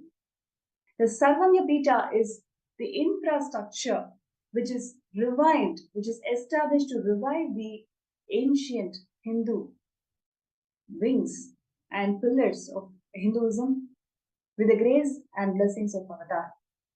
And today, Swamiji is reviving Hinduism in all its glory for the last 30 years. In every single aspect of Hinduism, Swamiji has revived, made it user-friendly, and providing Hinduism as the solution for all the global problems today. Hinduism is provided as the solution for all the global problems today by Swamiji. Today, Kailash stands as the first nation for Hindus and an exemplary nation to the whole world, which has solution for every single global problem. Sarvanyapita consolidates all the Hindu solutions, consolidates all the available scriptures into meaningful Hindu solutions and presents to the world. And this segment, we are going to see one of the most important contributions of Swamiji, which is to revive and preserve the Hindu scriptures, the very embodiment of Vedamata, the source of Paramashiva's vision for the whole of the humanity, how Swamiji has revived, how Swamiji has preserved and revived and made it user-friendly to one and all. This segment is all going to be about that. And in this segment, we are also going to have two amazing speakers who are going to share their journey with Swamiji and how Swamiji has empowered their lives and what and why Sarvanyapita is so important to them. So with no further delay, let's get ready for the session. And I also would like to request all the viewers and participants to keep this session as interactive as possible. We're also going to be having the third eye scan for every single person who wants to manifest Sarvanyapita. And throughout the session, if you have any queries or questions, or if you feel something needs to be called out, please feel free to post them in the chat and also in the MPSM group. The QR code is being flashed on the screen, so you can take a few moments to scan the QR code and post your comments and feedback on the screen. So with no further delay, let's start the session.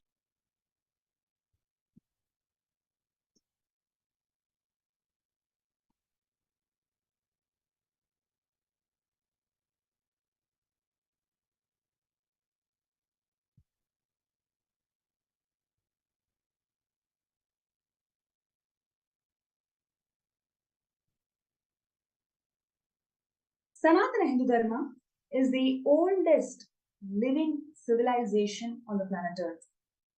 More than 60,000 years, this civilization flourished in the planet Earth, and the glorious civilization has got more than 100 million source scriptures. Vedas and Agamas are called as the source scriptures because they are the very voice of Paramashiva. So, Paramashiva has revealed more than 100 million source scriptures.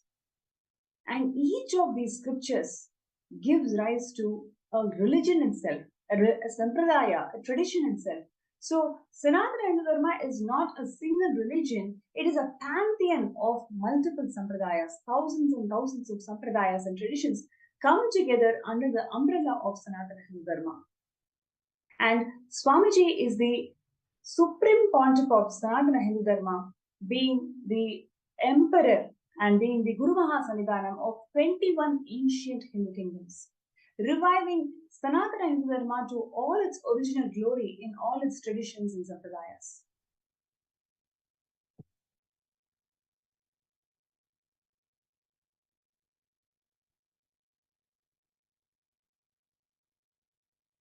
And what we are seeing here is a beautiful classification of the Hindu scriptures. I would like to really call out that this is one of the most important contributions of Swamiji, because there is not a single place in this world where you can see the Hindu scriptures being classified. Always, if you go to any library, it is always Hindu books. It is never classified into certain segments. This is the most important contribution of Swamiji, because he, as an avatar, is able to conceive the whole volume of source scriptures. The very important contribution of Swamiji in this field is classification of Hindu scriptures. So what you're seeing here is the broad classification that Swamiji has given.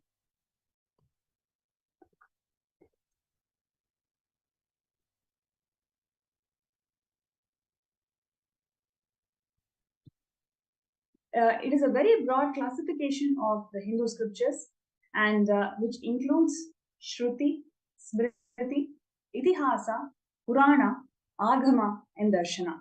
And further, Shrutis are classified as Vedas, Upavedas, Vedangas, Shruti, and Smriti as Manusmriti and various other 18 Smritis, Puranas, 18 Mahapuranas, and Agamas, that has so many Agamas, including the Vaishnava Agama, Shaiva Agama, Shakta Agama, etc. Darshanas, which includes Purva Mimamsa, Uttara Mimamsa. So the very source of Hinduism is huge number of scriptures, 100 million scriptures. And there is not a single person in this world today to even understand how do we even classify these scriptures. Swamiji is the first person to give this broad understanding of how our scriptures are laid out and what is the very classification of all of the scriptures. So this is one of the most important contributions of Swamiji in the field of scriptures. So I'd like to call this out because it is so important for us to understand the depth of the Hindu scriptures and how the scriptures can be further classified.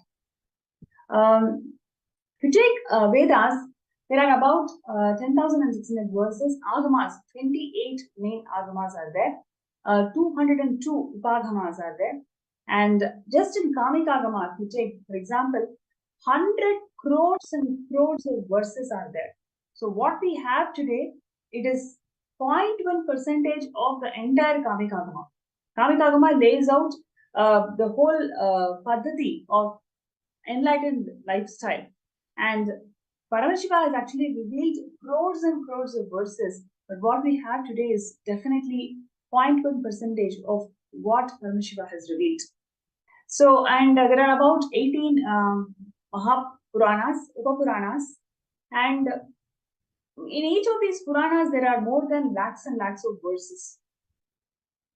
So, we have now seen the huge wealth, intellectual wealth that Hinduism has got.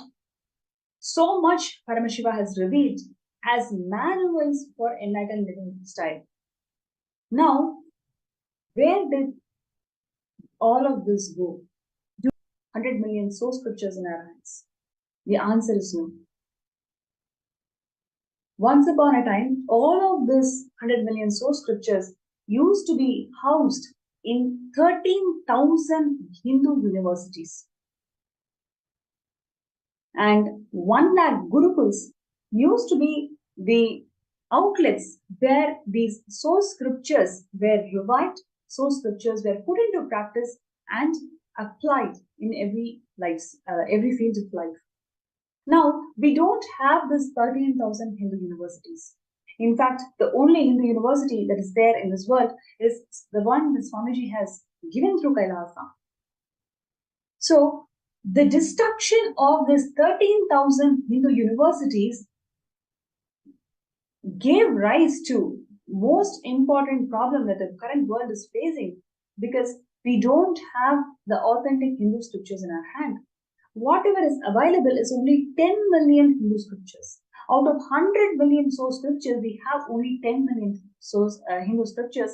Even in this 10 million Hindu scriptures that is available, nothing is left in the hands of authentic Hindus. All of this source scriptures, whatever is available today, is grabbed by the Oriental institutes who are trying to make money, who are trying to patent this rich knowledge that Paramashiva has given, which is completely hidden from the eyes of the mankind. What Swamiji is doing is reviving, giving life to this available 10 million Hindu scriptures, and the remaining 90 million Hindu scriptures. How is it going to come out? It is through the science of power manifestation. Swamiji's every single initiation towards the superconscious mutation. For example, last 1 year, Swamiji has empowered the humanity with his superconscious mutation science. It is all about downloading the entire knowledge from cosmos. The remaining 90 million source scriptures, Swamiji is going to revive by awakening the DNA, God DNA, in each and every of the Kailasians and Gurukul Balasans. And through this, he is going to revive and restore the 90 million source scriptures that is destroyed by the Hindus.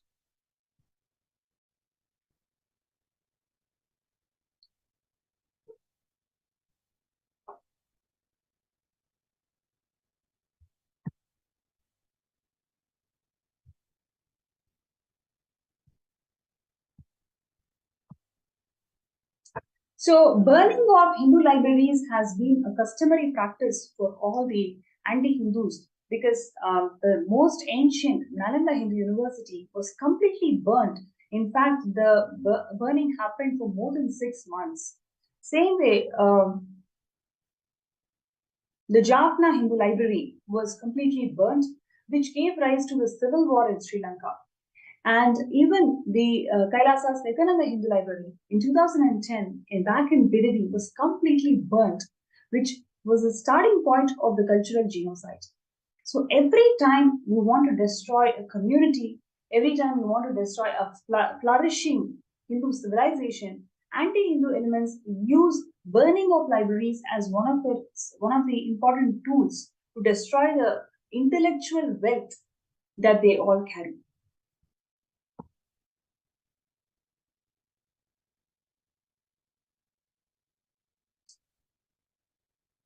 So what you're seeing here is almost 100% of all the Hindu universities are destroyed. 8 major libraries, including Nalanda, Takshashila, Vikramashila, and millions of books are all destroyed. There are more than 2 million temples in India, but not with the library. This is one of the most important aspects I would like to highlight, because as per Shilpa Shastra, as per the Shastras of the temple architecture, every temple in a third prakara should house a library. And I'm sure there are thousands and thousands of temples which are built as per agamas. But now you can actually find there is not a single temple with a library. That's mainly because the anti-Hindus systematically destroyed the library from the temple. And what is only available in the mutts or adinams, and thousands of mutts and adinams are destroyed and or poorly maintained, in fact. And the major collection of all the manuscripts that we have in our hand is in the Oriental institutes or the institutes funded by the foreign countries, and millions of source scriptures are all stolen by the invaders. What we have in Kailasa today is a revival of all of these scriptures. Swamiji is bringing life to them. So by supporting Sarvanya Pita, you are supporting this grand mission of bringing back life to all these source scriptures. So I request everybody, whoever is feeling that yes, this is a very important cause, we need to bring the scriptures alive, because these scriptures are not just the scripture, they have the intellectual wealth. So many thousands and thousands of life solutions can be revived, brought back, and by which the humanity can benefit just by reviving the source scriptures. So if you feel that it is a very important cause and all of us should be part of it, I request everybody to sign up in sksjp.org/contribute. And let's take a few minutes for all the participants, viewers. Even if you have signed up earlier, take this moment, take this call to sign up now and set the intention that let all of us manifest Sarvanya Pita by this Shivaratri. The Shivaratri is going to happen on 9th of February. So I request everybody to set the intention. We can all manifest Sarvanya Pita if you decide to become the Sarvanya Pita Yajaman by Shivaratri. So requesting everybody to sign up and set your intention. Swamiji beautifully shares, if you take one step, I will take million steps for you. So let us take this first step of signing up as Sarvanya Pita Yajaman, and Swamiji is going to bless us all to become the Yajaman by Shivaratri. So let's take a few minutes for all the participants out there to sign up and set your intention to become the Sarvanya Pita Yajaman.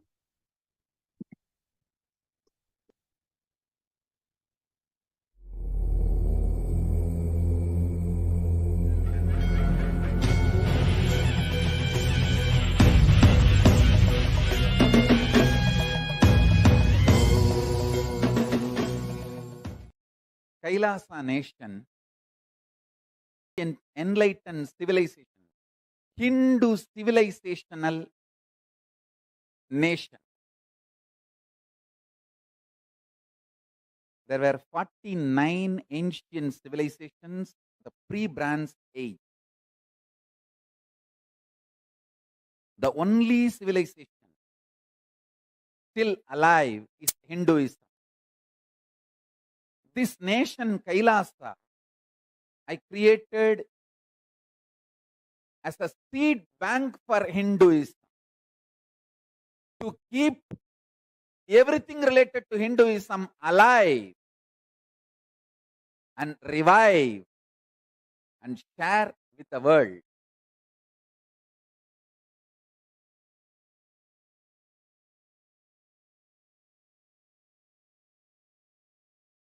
With the grace of Paramashiva, with the blessings of Paramashiva, Kailasa has successfully happened. So the revival of ancient, enlightened Hindu civilizational nation has happened with its own territory. As on now, we have territory more than one places. And we are also getting from few more countries, few more smaller islands and small territories. I am stitching all of it and forming United States of Kailasa. Soon I'll announce the location where all we have our territories.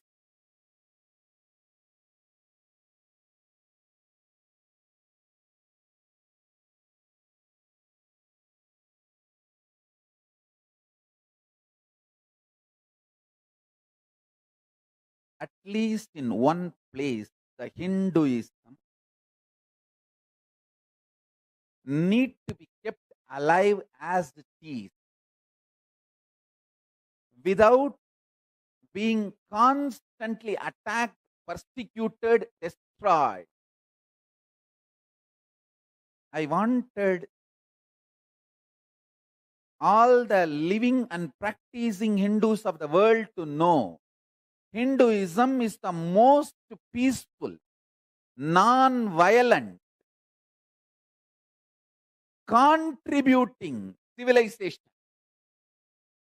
All over the world, we are minority. I want all the Hindus to know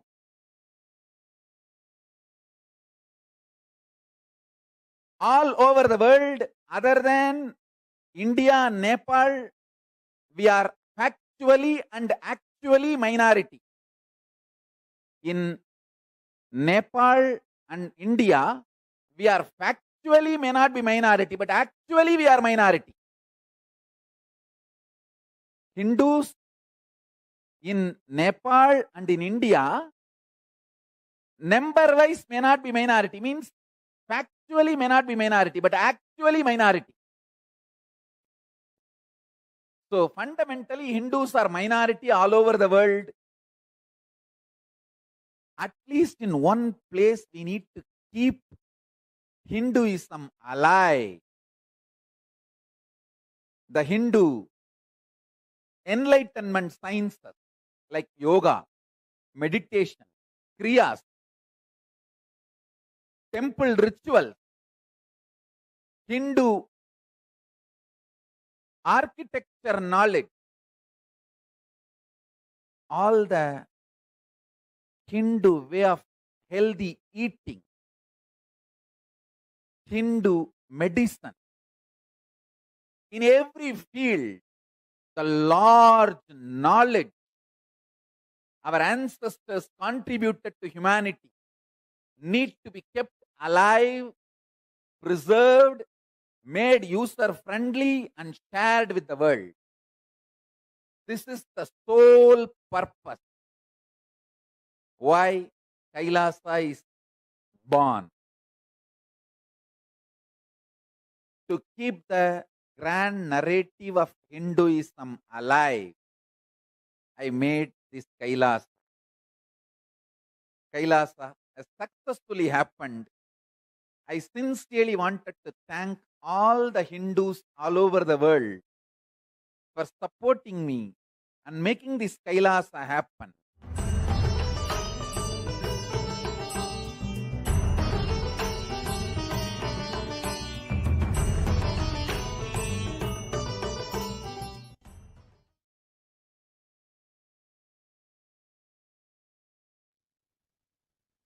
Yes, Kailasa has been successfully happening as Swamiji has announced this Vijaya Yatra starting of this year in Jayanti celebrations.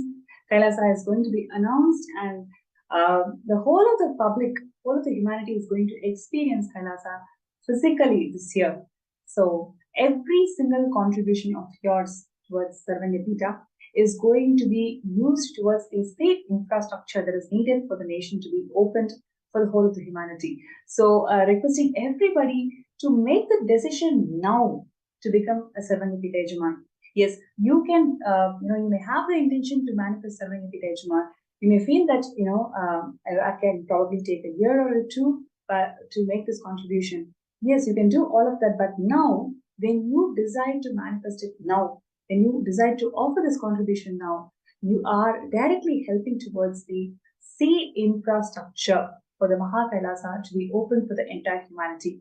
So requesting everybody to think about it, like when there is a need, when there is a very important cause that is going to benefit millions and millions of people, then at that time your contribution will become significant and meaningful. So I request everybody to take this opportunity to sign up for Sarvanyapita, which is one of the most important contributions Swamiji to this whole world. And joining with us today, we have Ma Yoga Swarupini, Vasanta Vidyakar, from United Kingdom, who is going to join with us in this segment today.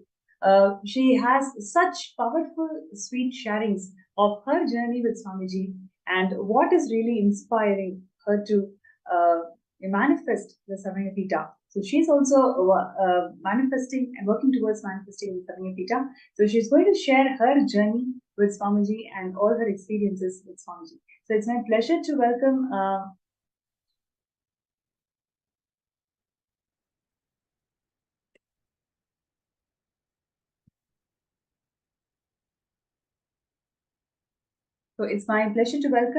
Ma Nithya Yoga Swarupini.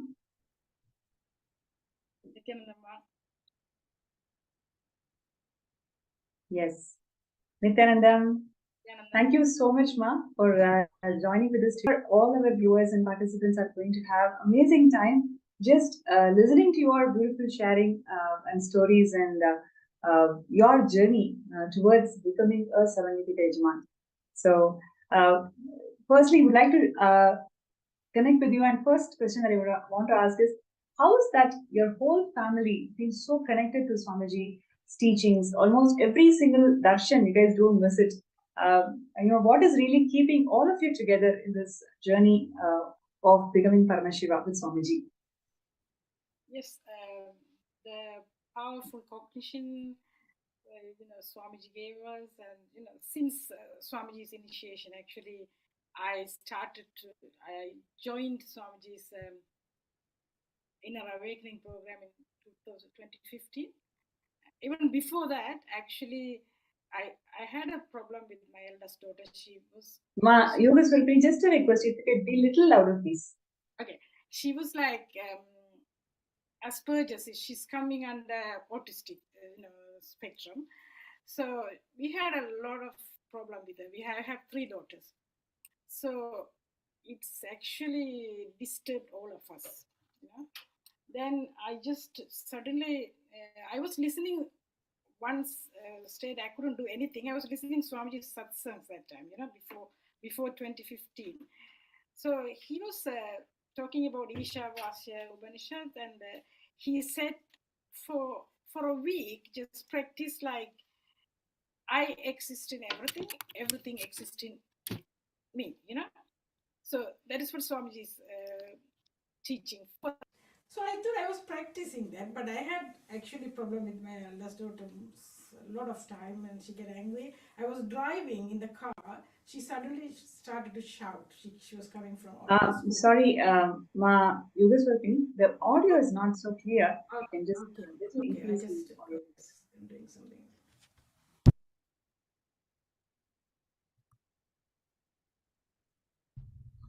Can you hear me now?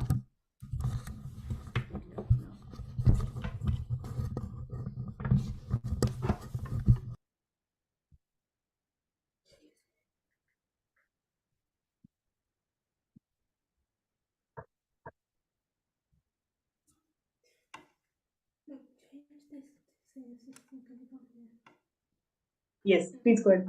Okay. Actually, yes, Swamiji told me to practice this. I exist in everything, everything exists in me. And then I was practicing that, but at that time I was driving with my eldest daughter. She was shouting. Most of the time, if she shout, I can't drive. I have to stop the car and say, "Are you going to stop talking?" Or this is the way I do. But that day I thought, okay, Swamiji said to practice this one. So I was thinking, oh my God, Swamiji said I exist in everything. And then I'm not thinking I'm just, even my daughter, I'm existing here. I always separated her because of the way she was getting angry with me and all those things. So I just think, oh my God, she's my extension.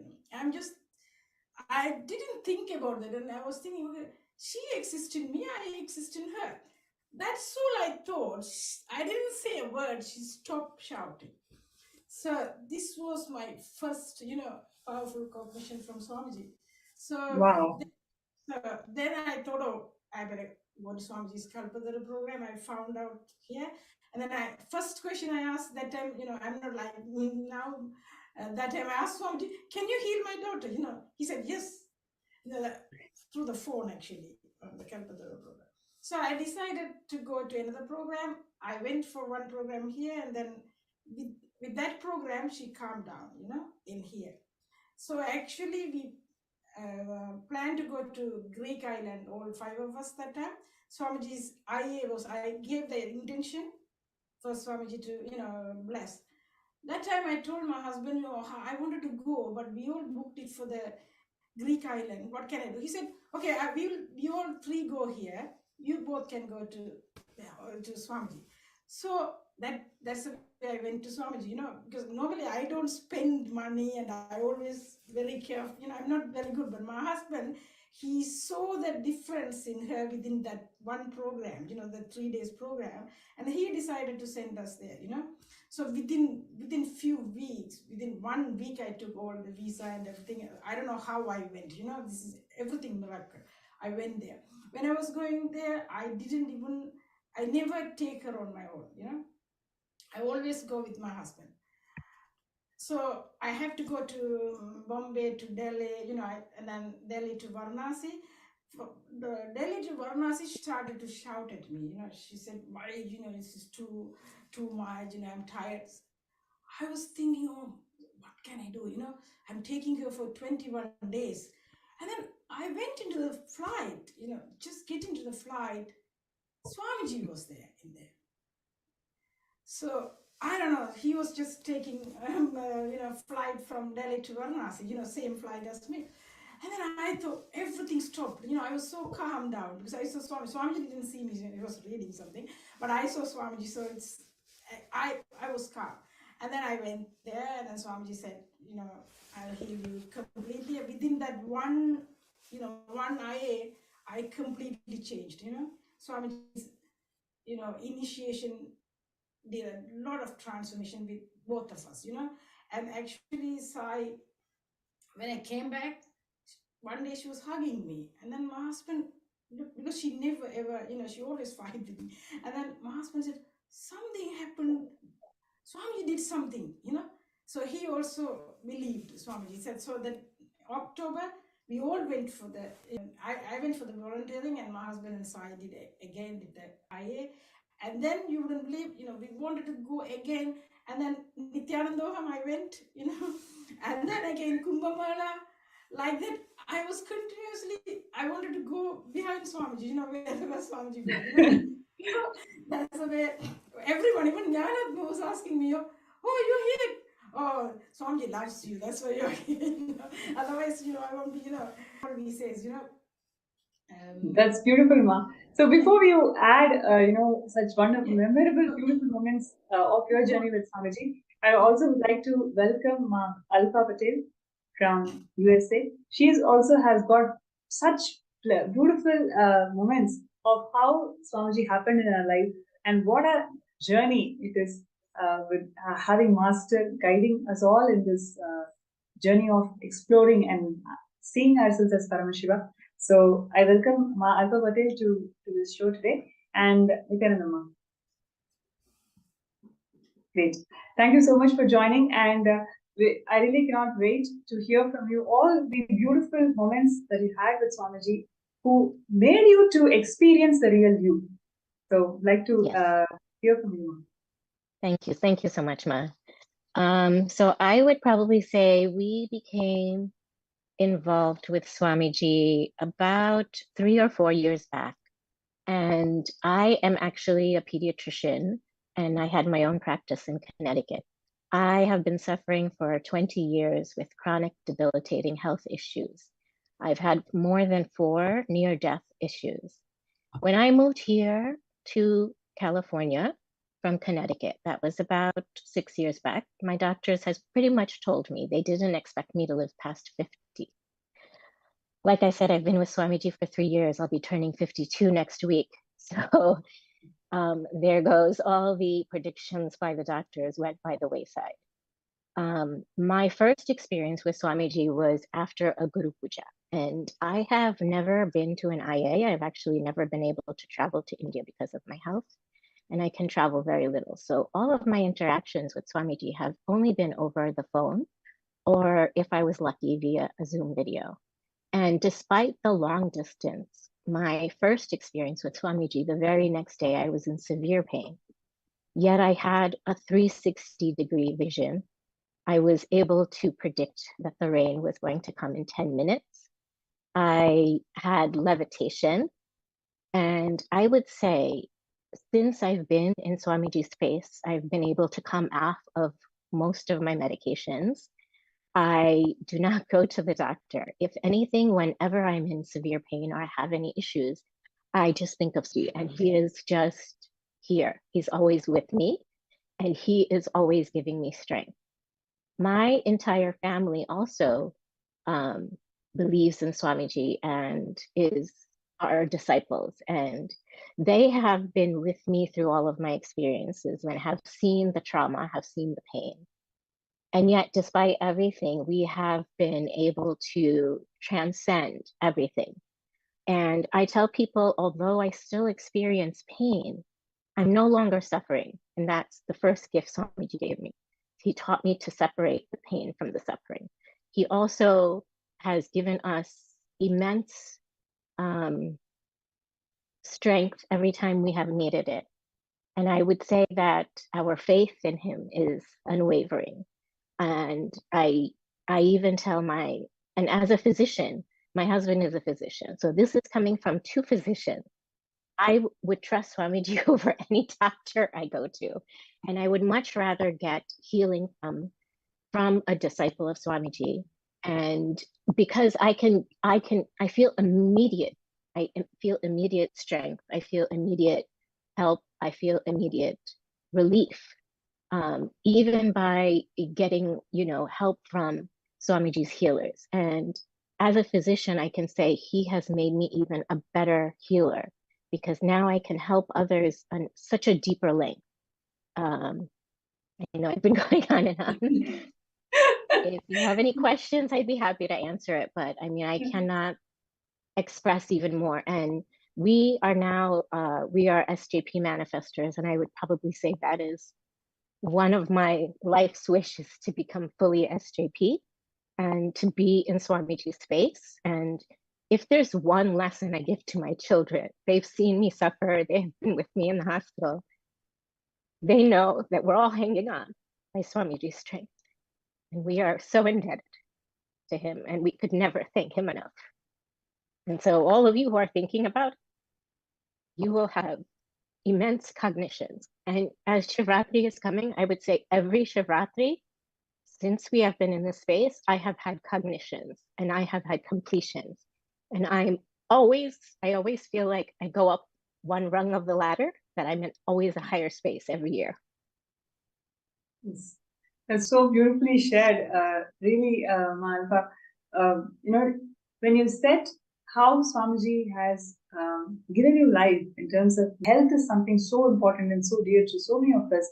And when with Swamiji's blessings, when you were able to manifest health, and the most profound thing, one of the things what you mentioned was every Shivaratri, all of us have a conscious breakthrough, right? And I really praise Swamiji that you will also, like all of us, be getting the conscious breakthrough and manifesting the SJP which you always wanted.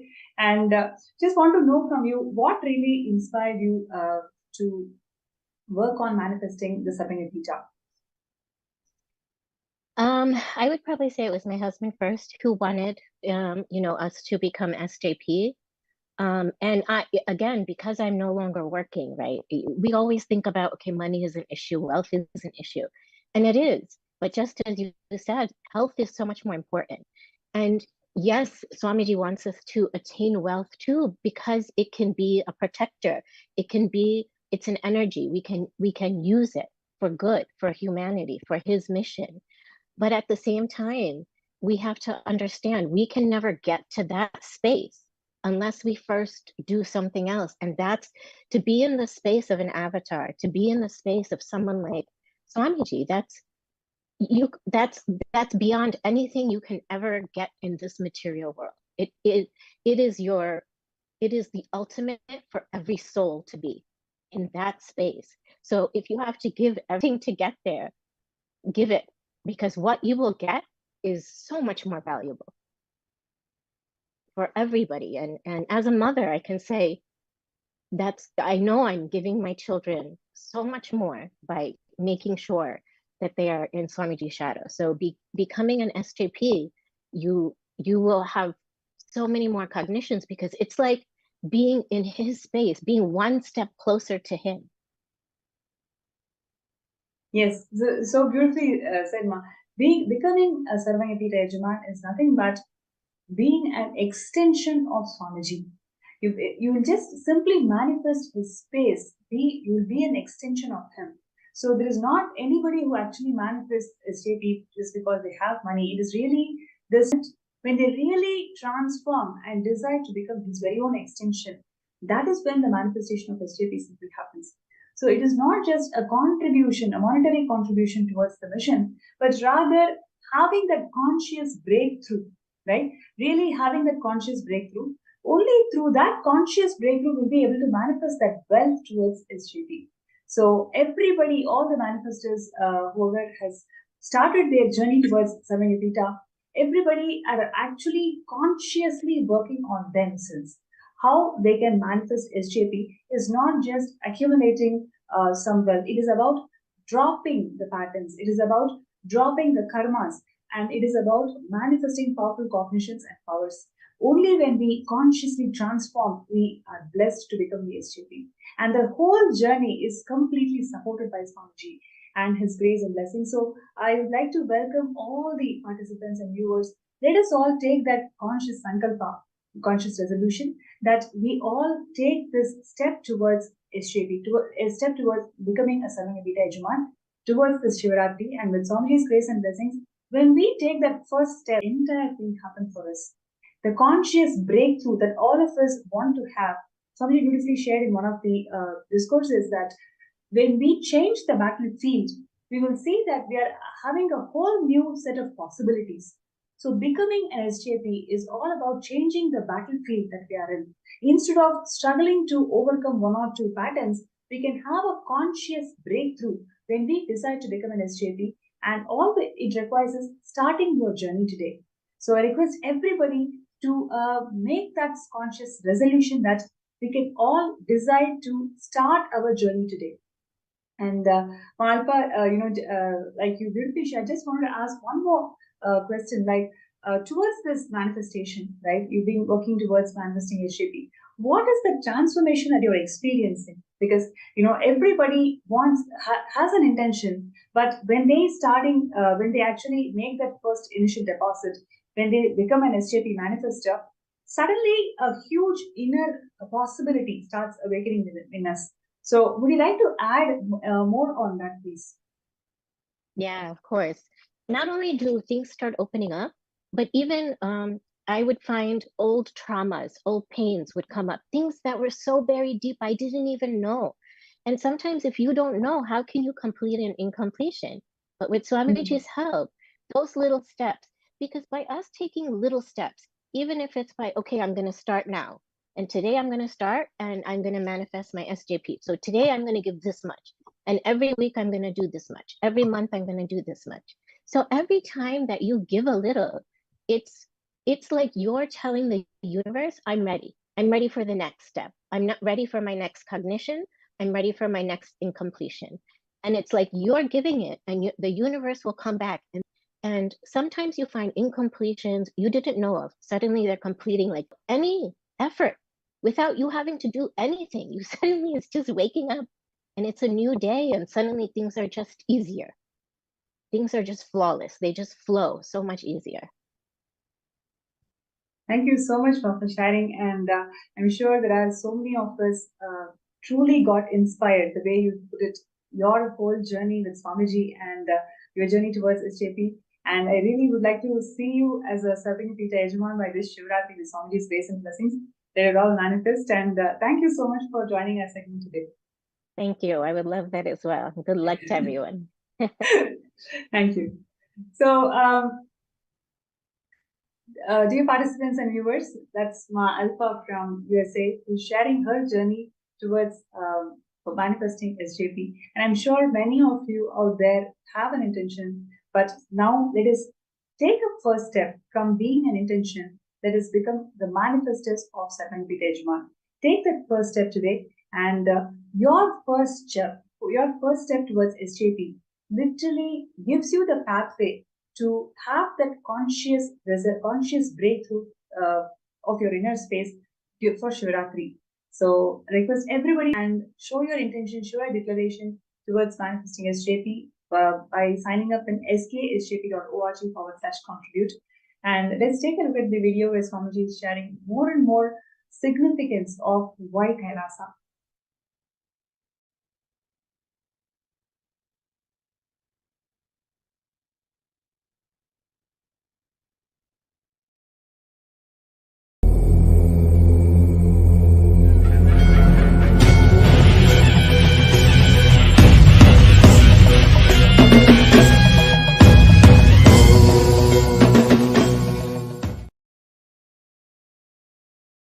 The Indian mass media cult and cinema industry, Hollywood or Dollywood or Bollywood or Sandalwood or the whole cinema industry in India, heavily funded by anti-Hindu elements, and they have successfully done the continuous hate speech at least for last 50 years.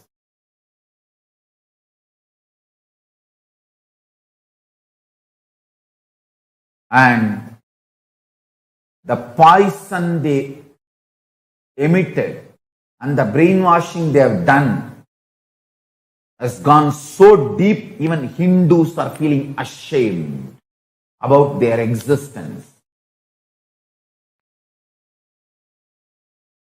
When I grew up seeing people wearing the Hindu marks in the regular lifestyle, the day-to-day life, used to be 90% of the people's forehead. Now, it is less than 3% people wearing the Hindu symbols on their forehead in Indian society. People are ashamed to show themselves as Hindus.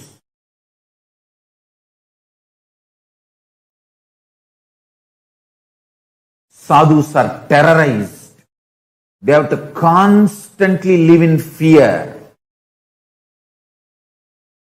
Hindus, wake up. Wake up. Just getting one job, getting married, 2 kids and 1 house and a good salary is not life. Hindu youth is getting brainwashed.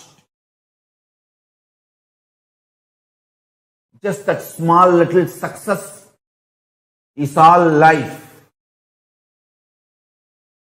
And few courageous people who take up this sadhu life to keep Hindu culture alive are terrorized, and absolutely they have to face lawfare, they have to face so much of hate speech and so much of poisoning. Finally, they are killed, eliminated. And I am telling you, in few days, nobody will remember this lynching. And nobody will be punished for this. I have seen this last 20 years. Not a single fellow, not a single terrorist who damaged, attacked our Sangha Hindus, damaged our properties, killed our Kailasavasis, devotees, disciples. No one, no criminal, no terrorist was punished. It is 20 years. Now, I am facing this.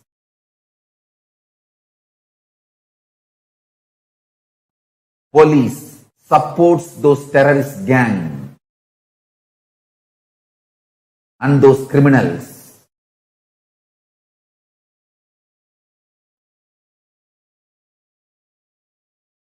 So much I've gone through and my Sangha has gone through.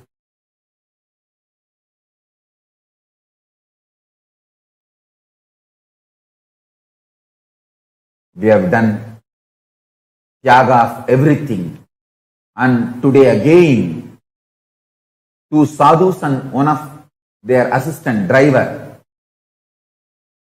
they belong to my sampradaya.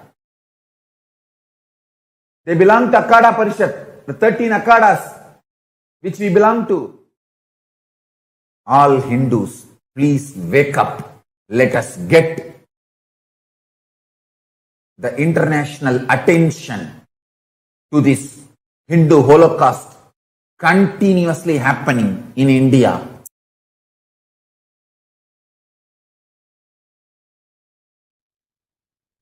Yes, that is exactly what Swamiji has accomplished. In last couple of years, there are 9 plus UN reports are published highlighting the Hindu Holocaust. And moreover, the permanent ambassador of Sri Kailasa has represented the voice of dispossessed Hindus facing these attacks in United Nations.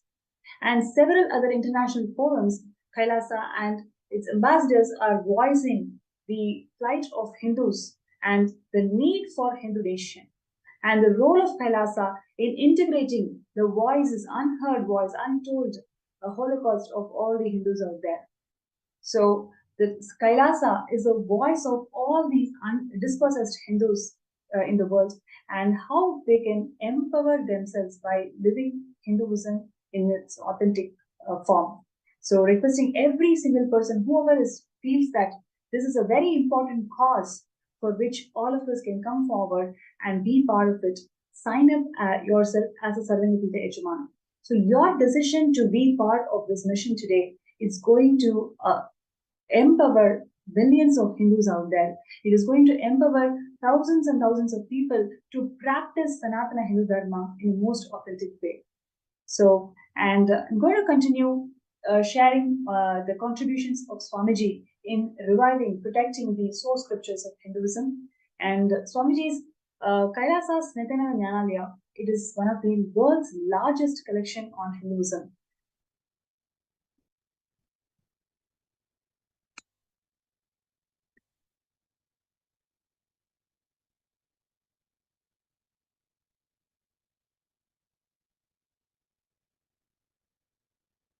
Swamiji envisions the Nithyananda Jnanalaya as the epicenter for all the source scriptures which will locate, acquire, collect, organize, publish, preserve, teach, and spread the source scriptures around the world. Embracing the true glorious Sanatana Hindu Dharma, Swamiji empowers the Kailasa and the administrators to run under the constitution of the scriptural authority on the eternal truths. So yesterday we saw how the entire cosmic governance and Hindu democracy of Kailasa is based completely on scriptures. So Kailasa's Nithyananda Hindu Jnanalaya is all about bringing out the depths of the scriptures to the whole world and empowering the humanity to make these Hindu solutions as one of the best things that we can ever have. And here we have this Shastra Pramana which talks about the authority that the Hindu scriptures hold in Sanatana Hindu Dharma.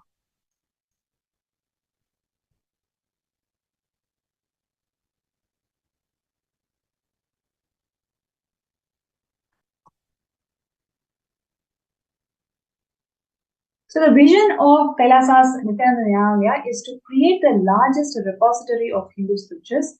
So it's about collecting the Hindu scriptures from various sources, organizing it, protecting it, making it available in a digital form. Information is accessible to one and all, and reviving these scriptures into Hindu solutions.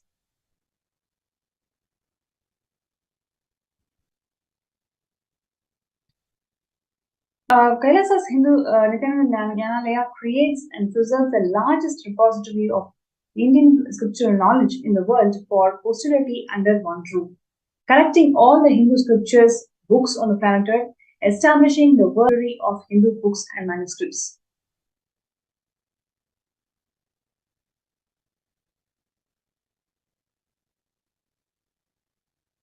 So it's about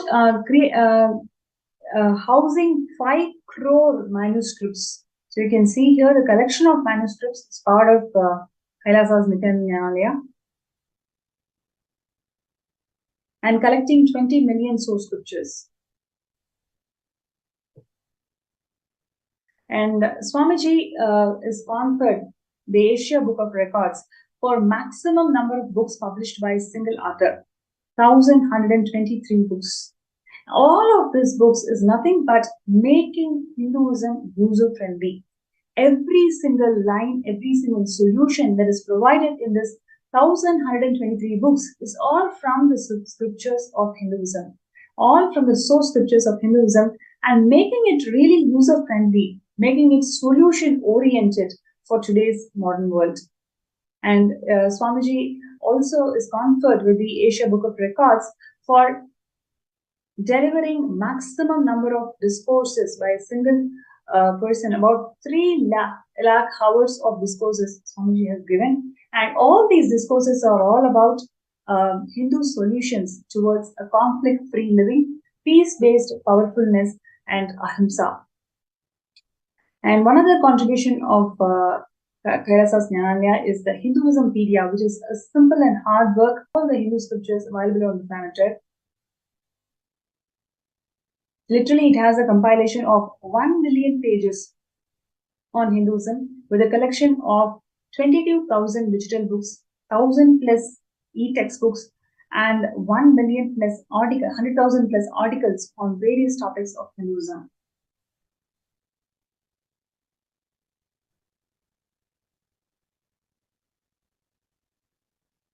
And Swamiji has also revived this whole palm leaf printing technology. So every single scripture, every single initiation that we all get, Swamiji ensures that the whole initiation, the lines are all printed in palm leaf, and the palm leaf inscription is given as a gift to all the participants, whoever is attending the program. In this way, the sacredness and sanctity of those tradition is always kept alive. And more importantly, India has more than about 5 million manuscripts in various library muds in personal collections of individuals. So Kailasa's Nithyananda Jnanalaya is all about collecting all of these manuscripts and protecting it and making it user-friendly, right? So it has set up multiple units for palm leaf printing to keep the ancient Hindu knowledge tradition alive. Until now, we've printed 108 Upanishads, various Agamas, Samrajya Lakshmi Deepika, and several other scriptures. We printed it and offered it to the world to ensure that people remember this ancient technology of preserving the Hindu Shastras through palm leaves.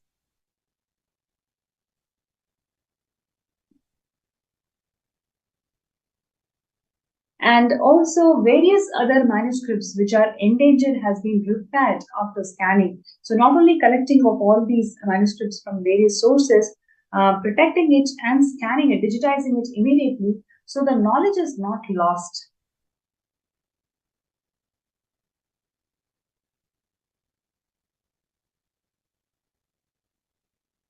Physical and chemical treatment to prevent the damage of the existing manuscripts. So that is also one of the huge work that's happening, where the collected manuscripts are heavily damaged because of the no maintenance and also various persecution that these manuscripts have gone through. So Kailasa also focuses on physical and chemical treatment of these manuscripts.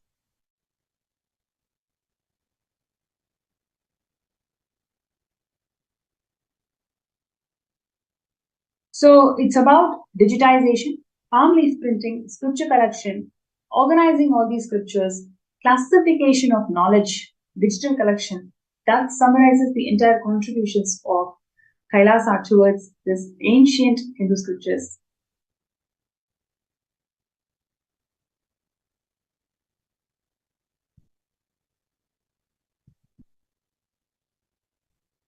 So what you're seeing here is the work that Swamiji has inspired the peacekeepers of Kailasa to protect and preserve these manuscripts.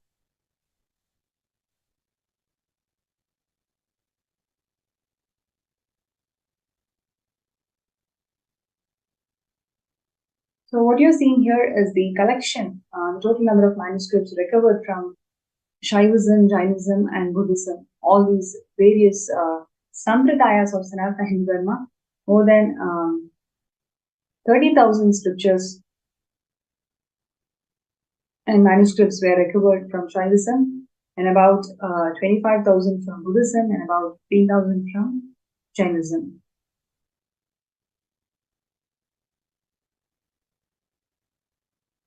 So about 3 million books on Hinduism from various sampradayas are all collected by Kailasa's Nithyananda Jnanalaya.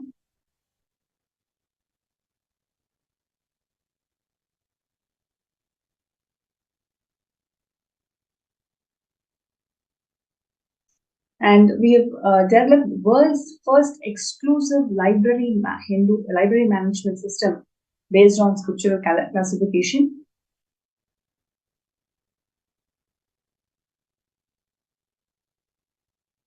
World's only multi-script optical character recognition software is developed by Kailasa's Nithyananda, and it makes the digital books into in-text, searchable, editable, and it also enhances the search capability, makes us to understand and find out more Hindu solutions from these scriptures.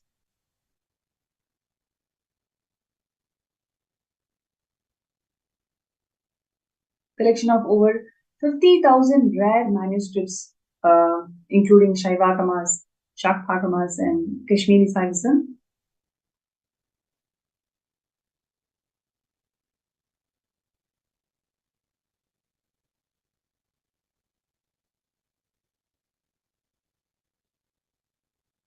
And a few more contributions from Kailasa's compliance body involves setting up of various committees, certification bodies to audit every single Hindu practice that is out there. Is it complying as per Vedanta Agamas?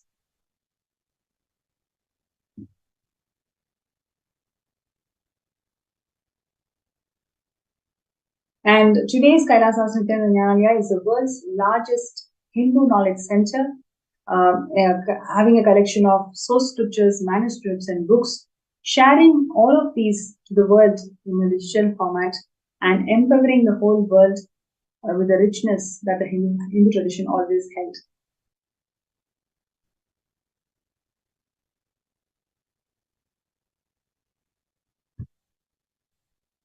So this is one of the most important contributions of Kailasa, because all the solutions that we are having today from 30 years of hard work from Swamiji, everything is about reviving and providing life to these source scriptures. That's what Swamiji has been doing for the last 30 years. And today's world is facing so many global issues, and we don't even know the know the solutions of many of the problems that is existing today. But Sanatana Hindu Dharma has got solutions for every single world problem, and that is what Swamiji is doing by reviving these solutions. For example, recently Swamiji shared the global climate change, the issue that the world is facing and combating for several years now, several decades now. Swamiji said it has to be based on karma. So by providing the solutions from Sanatana Hindu Dharma, Swamiji is making the world understand the importance and recognition of Hinduism, and provides ultimate solution for the enlightened conscious living. So we, by signing up for Sarvangapita, you are supporting this entire mission towards solving all the global problems that is existing today. So requesting everybody to take this moment to sign up and show your intention towards Sarvangapita.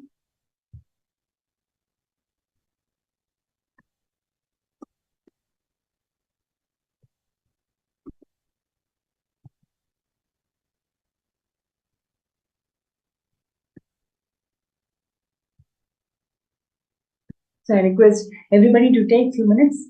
And if you have any further questions or comments, you can feel free to post them in the YouTube chat. and also in the MPSM group.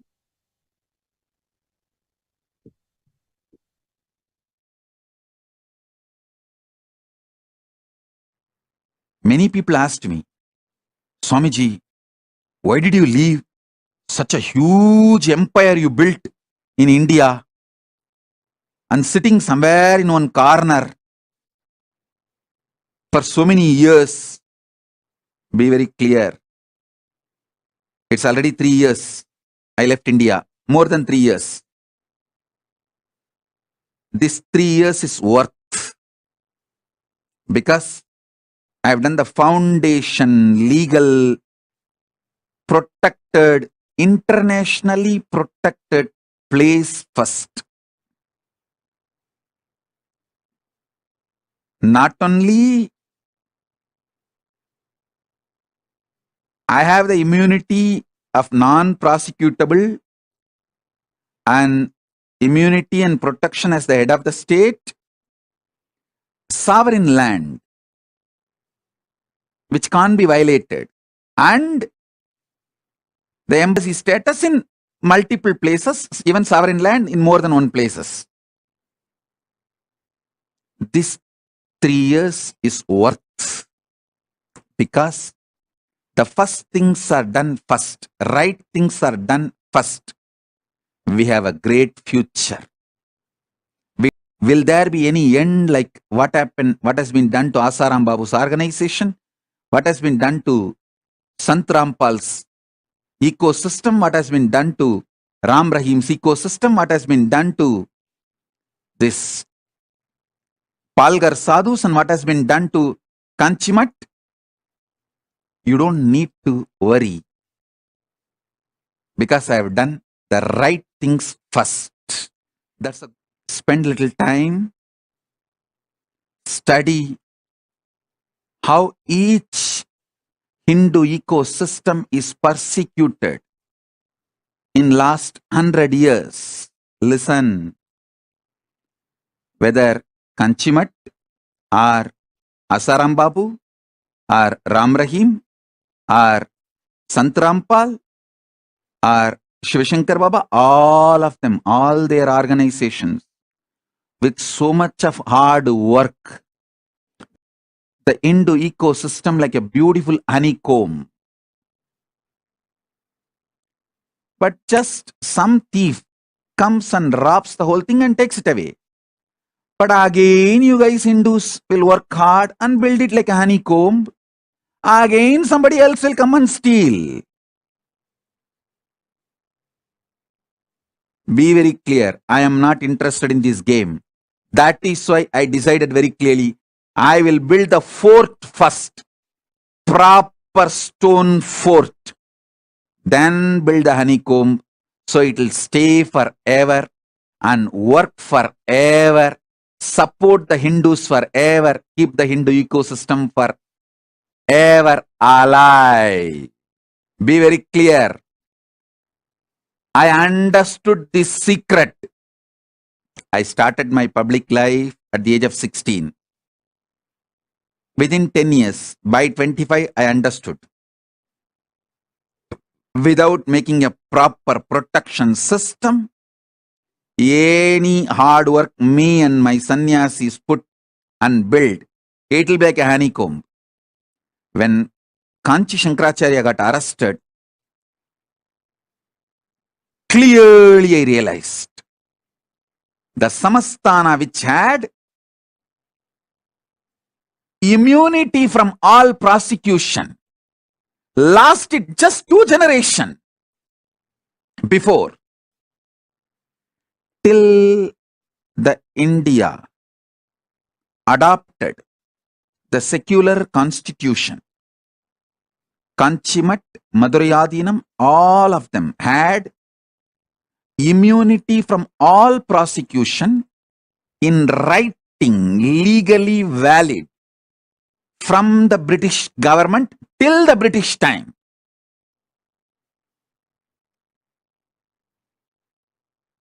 Just 2 generations.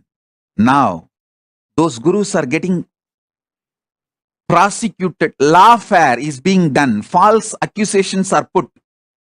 They are prosecuted left, right, center. Of course, Kanchi Shankaracharya proved he is innocent and came out. But what happened to that organization? What happened to that mutt? What happened to himself? Was he able to stand back? The criminally negligent Hindus did not have gratitude for all the work he has done. The criminally negligent Hindus are not realizing the anti-Hindus are attacking the real Hindus because he stood for the Hindus and stick his neck out, his head was cut. That's all. So that is like a message. No one else should stick their neck out for Hinduism. I tell you, I realized this truth. If I don't build the proper legitimate fort, legal protection, even if I work for 100 years and build the Hindu ecosystem, I don't want to say what would have happened. I know very clearly. I know very clearly. I know very clearly.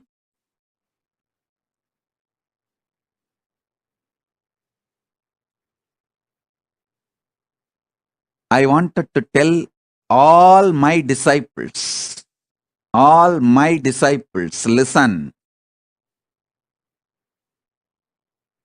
The good news I have for all of you is, by the grace of Paramashiva, we already have a sovereign territory in more than one place for Kailasa and diplomatic relationship with many countries for Kailasa, and I am safe. We are going to be safe forever. That is the good news I have for all my disciples. So all your effort, you are all putting time, treasure, talent and building this Kailasa will be useful forever. It cannot be hijacked, destroyed by anyone, because I made a proper foundation protection fortress. Then started building the honeycomb. I did the first things first. Be very clear. Be very clear. First things first.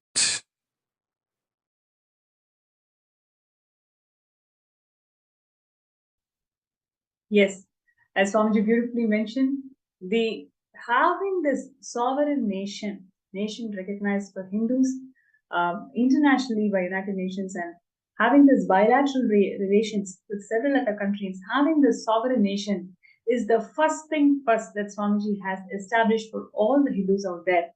By you supporting the Sarvanya Pita, you're supporting this cause of first thing first, Hindus having their own sovereign nation. Swamiji has already made it happen, and now this year we're going to open the Mahakailasa to one and all for the whole of the humanity to come and receive and be in the physical presence of Avatar.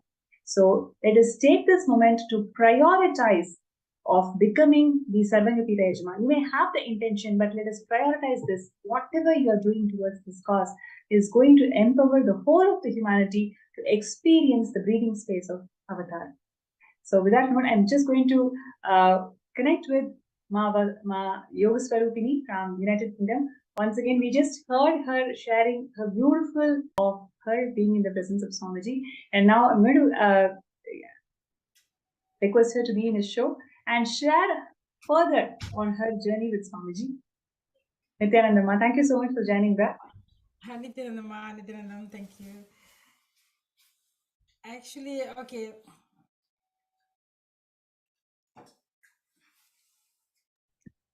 Yes, please go ahead. Yes, Swamiji, with the first I just learned about Sanatana Hindu Dharma. like all Charya, Kriya, Yoga, Jnanam, all four, really I started to practice. Before that, I'm a Hindu, but I never ever practiced anything. Even fasting, I didn't do properly. Just morning, I miss, something. That's all, But I've been completely changed to full, like vegetarian. Not, I don't take even any egg inside the home because I have Swamiji's Padaga. So all five of us, so other daughters, I told them, you can have it outside, but you can't bring it inside. They stopped. Everyone stopped. Everywhere we go, even we went to Sri Lanka, they were asking, you living in UK, you all vegetarian? So they were, like Swamiji completely changed. Actually, what Swamiji is doing for Sanatana Hindu Dharma and how he is making everyone to be proper Hindu, this make us to realize, like how we have to support Swamiji, and this is a reason we just wanted to be SJP, to join the SJP and then continue to surrender to Swamiji, because Swamiji completely changed everything, and actually the cognitions, I don't even know, just I was logic. I only was with the first one, length, all other things like, Swamiji is the one making me to think, and then go into the heart, and then go into deep cognitions. He took me everywhere. That's why I just wrote to Swamiji like Tamil. I just want to say in Tamil, he did like மண்ணில் வாழும் அறிவியலையும் விண்ணையாளும் அறிவியலையும் எங்களுக்கு முறையாக கற்பித்து நித்திய ஆனந்தத்திற்குள் அழைத்து செல்கிறீர்கள் Swamiji. I wanted to tell this to Swamiji, like is teaching the knowledge of how to live on the world and of how to rule the cosmos. So Swamiji was taking us to all these steps, not just me, all five of us, I don't know how, because four of us, we went for the IA. The fifth one, she never been to IA, but she saw Swamiji anyway when she came to Thailand. So everyone had Swamiji's blessings, and then the transformation happened to us. All five of us is different, So now I'm doing every day morning Brahma Muhurta, like all kriyas, Panja kriyas and yoga, and people come and join, from Europe as well. So I'm doing that. But before that, I wasn't disciplined, I didn't do anything. You wouldn't believe I'm 63 now. I can do headstand as well, I did last time. And when Swamiji said, what is your Icha Sakti, what is your Icha Sakti? Just I wrote it with, I can't even imagine, I'm writing this one. Next day, I did the, headstand, and I went to the wall and started, but I was doing it, so this is the way Swamiji make everything to do it, So, yes, that's so beautiful. That's really beautiful, Ma. See, one of the beautiful aspects that you really brought to the segment today is how Swamiji is inspiring the Hindus, living and practicing Hindus, to start applying Hinduism in its true sense, right from morning waking up in Brahma Yoga, Brahma Muhurta, to doing yoga, to setting the intention, conscious resolution, the Icha Shakti that you mentioned. How Swamiji is inspiring every single aspect of Hinduism to be practiced towards the right context of living enlightenment. How he is inspiring the whole of the Hindu population today. It is something so extraordinary, and that is the reason why reviving this Sarvanga Pita around the world is of so much of importance. And would you like to share with us what is really inspiring you towards manifesting Sarvanga Pita today?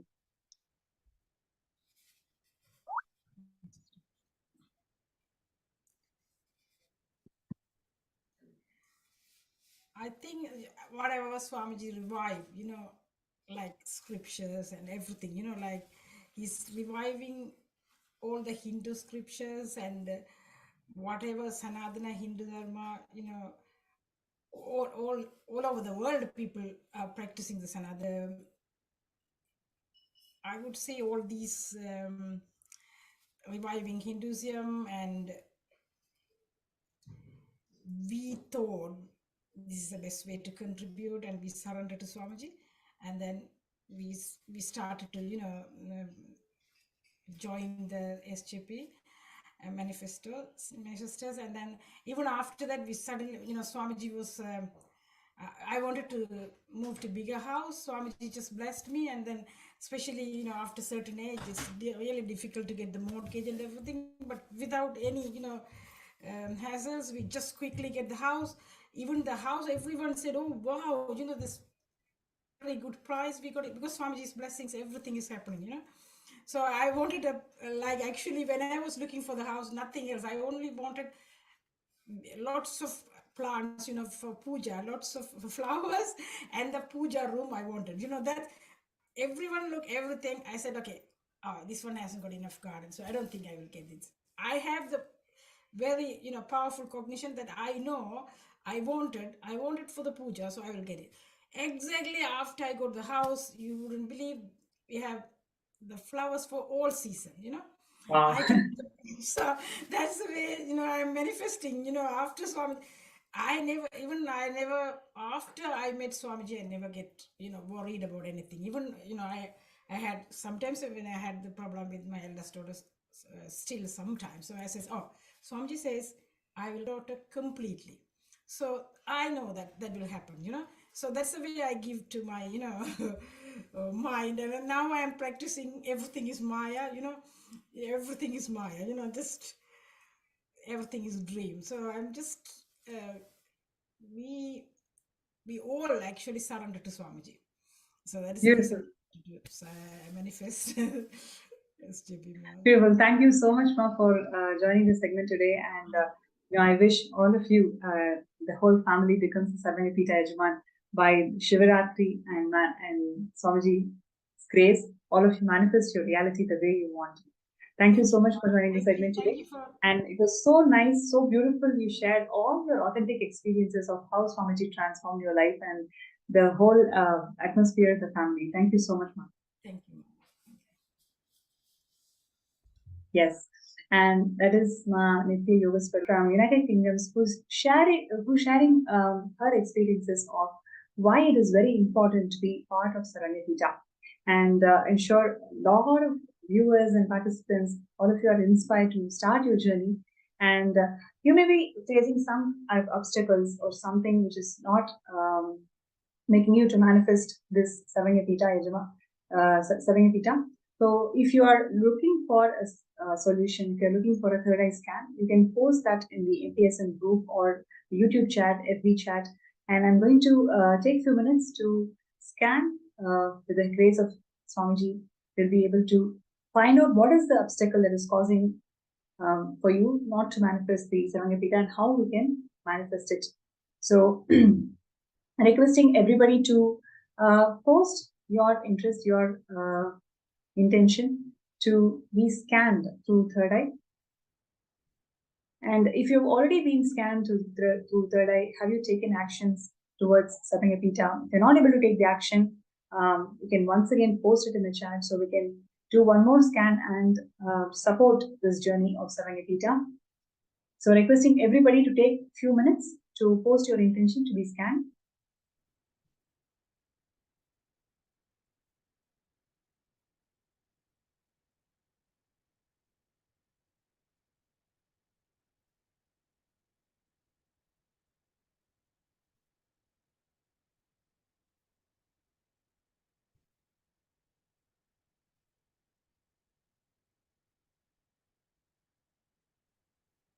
Okay, so we have Marlena Yazi. I would like to request a scan, please. Thank you so much. So, Marlena Yazi, have you filled the intention towards Saranya Pita? If not, please take a few minutes to fill your intention towards Saranya Pita. You can sign up in sksjp.org/contribute and sit with the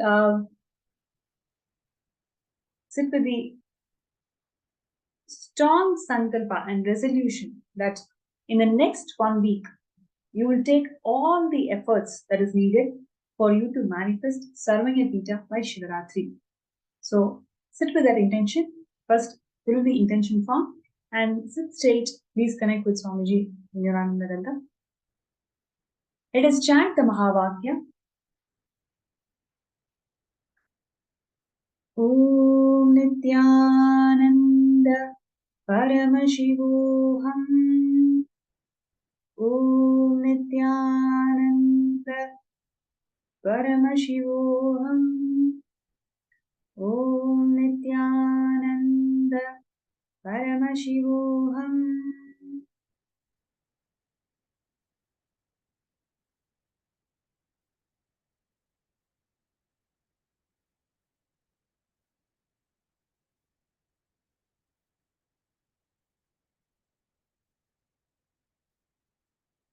Yes.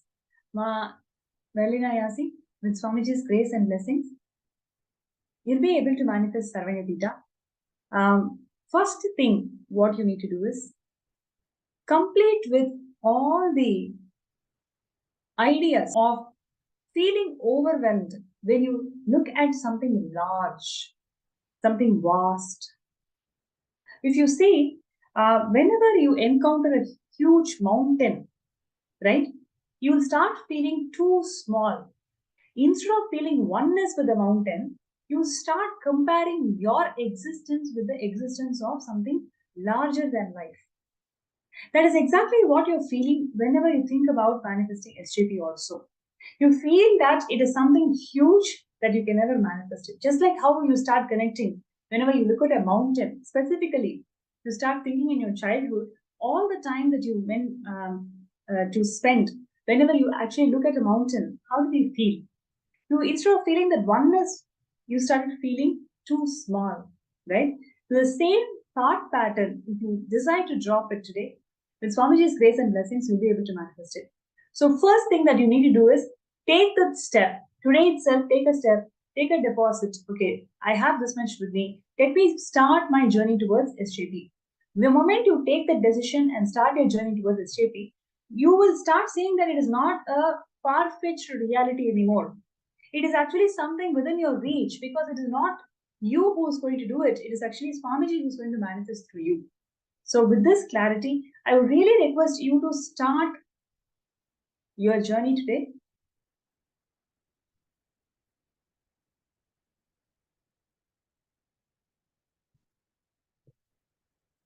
So next is, we have Hiranmai. Right. So I request Hiranmai to please sit straight, connect with Swamiji in your Ananda. Let us chant the Mahavakya. Om Nithyananda Paramashivoham. Om Nithyananda Paramashivoham. Om Nithyananda Paramashivoham.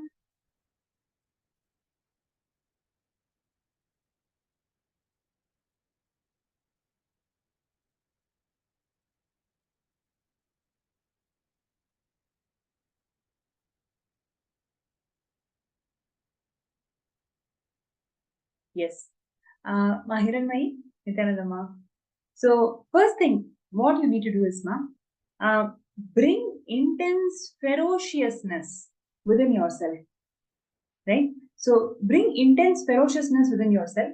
Whatever you think as insecurities, unknowns in your life, decide today itself you are going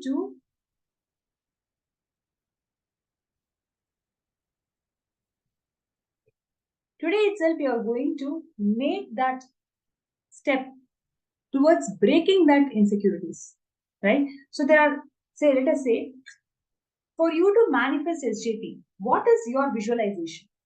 In your visualizations, are you seeing blind spots? Are you seeing few scenes you don't want to visualize? You just want to skip. You just want to see yourself manifesting already. Those unknowns, wherever you feel that you don't know, pen that down. Ferociously approach life and see what is Swamiji showing you when you think about these unknowns. Right? So connect with Swamiji in your Ananda. Every single unknown that is there towards this manifestation, sit and pen down, resolve it, approach it with ferociousness, with Swamiji's grace and blessings, you'll be able to manifest it.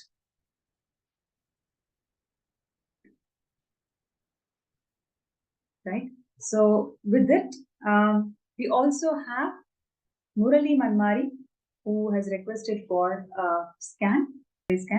So I request Murali Ayya from New Zealand to please sit straight and close your eyes. Connect with Swamiji in Anandananda. Let us chant the Mahavakya.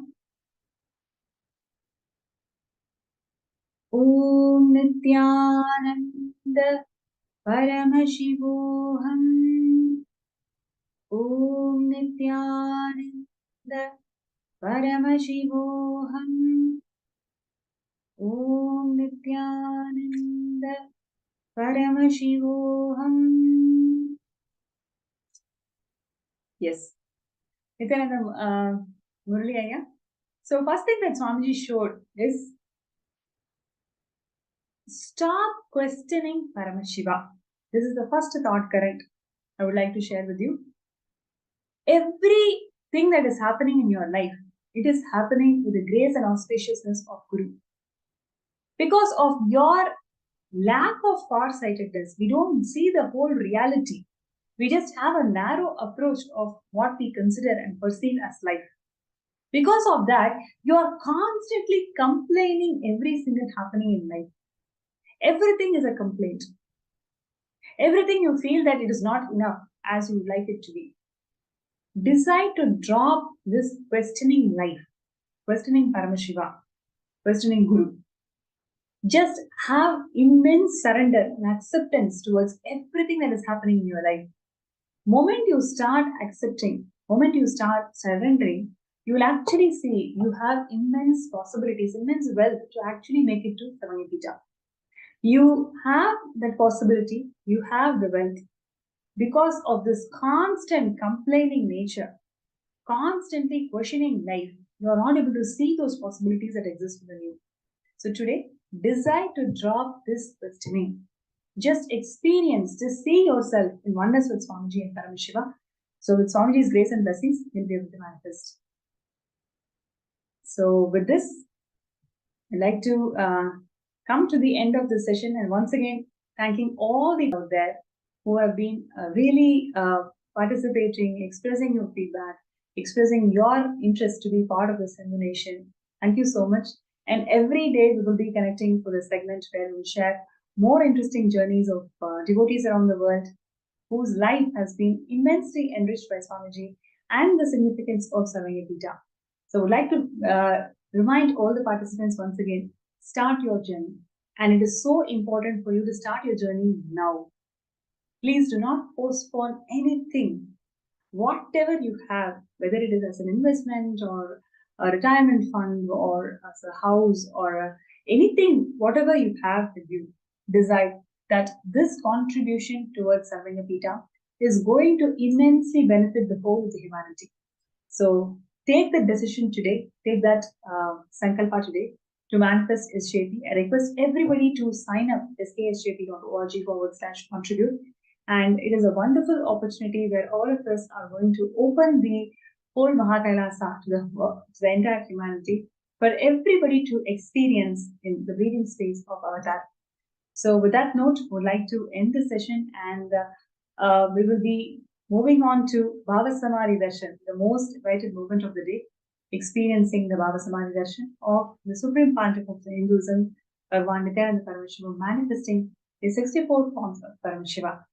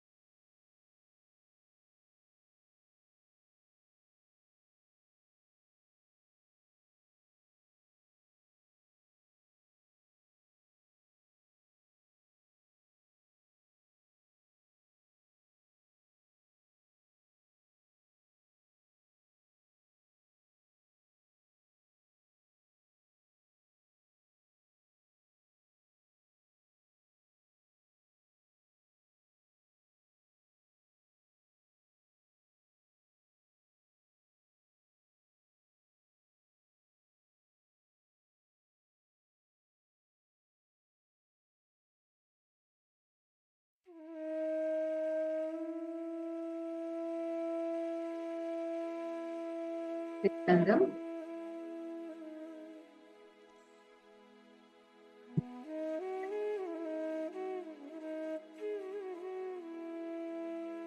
Just had a beautiful session, and we listened to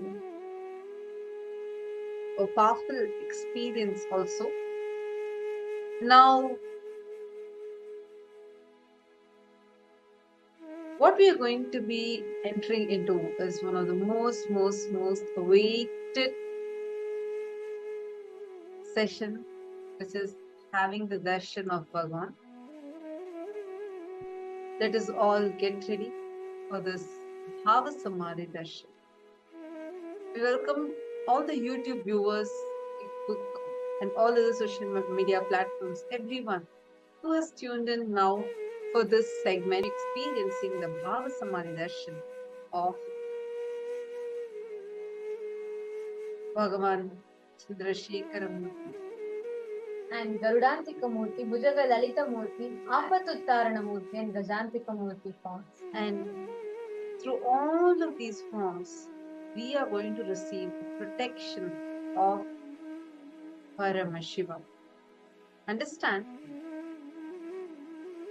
In every level in your life, for example, if you are struggling with something, you're not able to move some things in your life, you're not able to achieve some things in your life, or you're feeling constantly terrorized by your own self because the patterns that you fall into or because of the failures that you face, in every level, whether it is somebody from external trying to attack you or it is from your own patterns which is failing you inside you, having this Bhava Samadhi darshan will protect you and heal you from all those pains, sufferings, and give you the ultimate protection, the protection which will help us in every aspect of our life. During the Bhava Samadhi darshan, something phenomenal happens in our brain.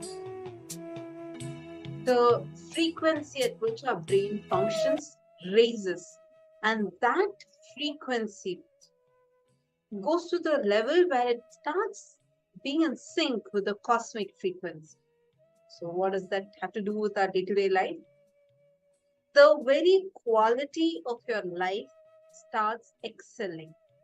The way you understand things, the way you cognize things, everything starts transforming phenomenally. And the darshan that we are going to be having now, all you need to be doing is just sit in the space of gratitude, where you drop all your wants, needs, everything. Just melt in that space of gratitude, where you're extremely grateful for cosmos descending in this Nijavatar as our beloved Swamiji. Everything else will just happen to you. You'll be entangled and you will be raised to a very beautiful space, and you will start being able to manifest anything that you want in your life. Now, let us all get ready. We are going to be chanting the Dhyana Shlokas now.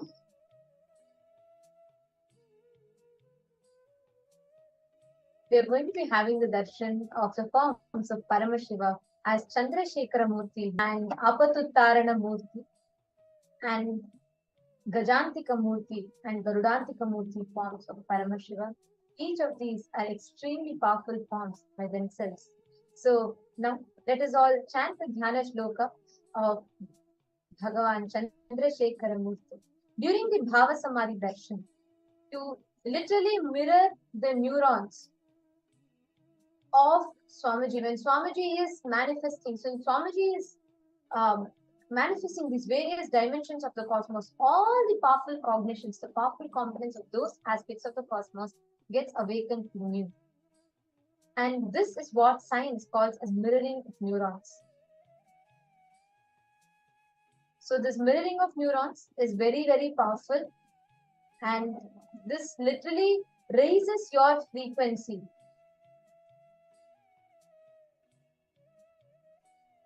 And during the darshan, all your satya sankalpa, all your wants and needs just drop that song and just drop, and you literally become at peace in coexisting with the divine.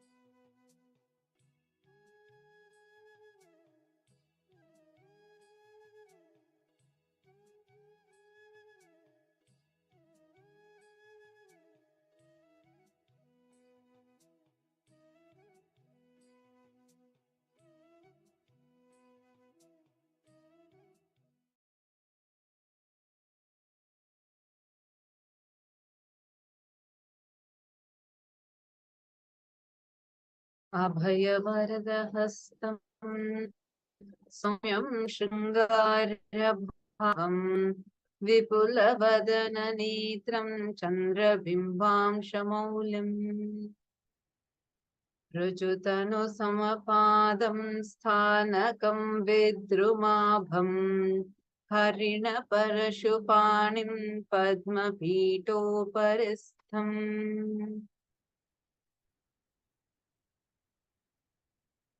दिव्याम्बरान्वितो वापि मृगाजिनयुतोऽपि वा हस्तब्रह्मकपालेन नानापुष्पैरङ्कृतः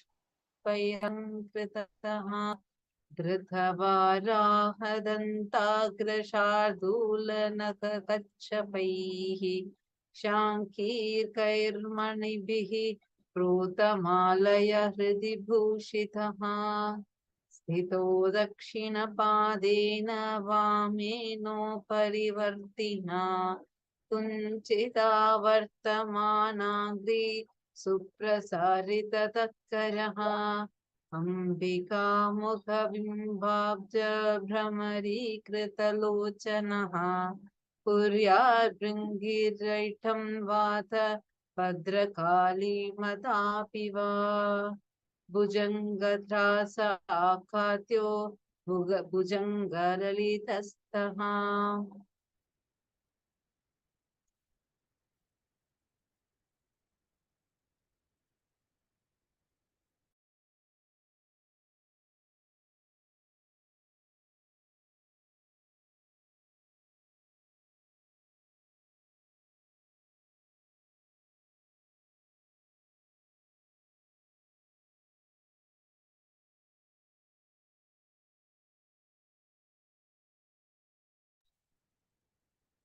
This is a form of Nataraja, may be designed so as to be attired in elegant and bright cloth or in the hide of an antelope. He is well adorned with a garland of skulls of Brahma and various kinds of flowers.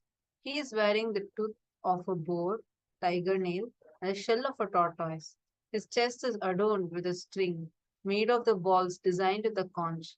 His right foot is straight and the left foot is raised.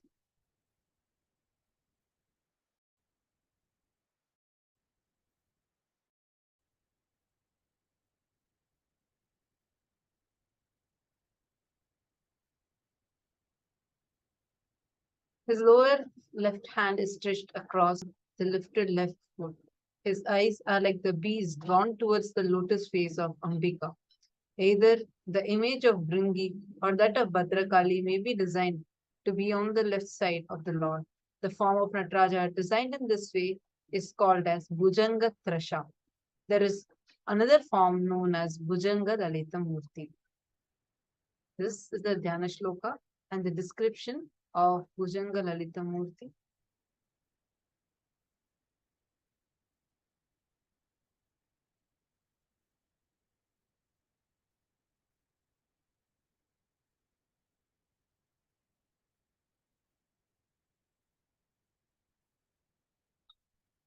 Now, let us all get ready. Let us sit with our head neck and spine in a straight line. Close your eyes.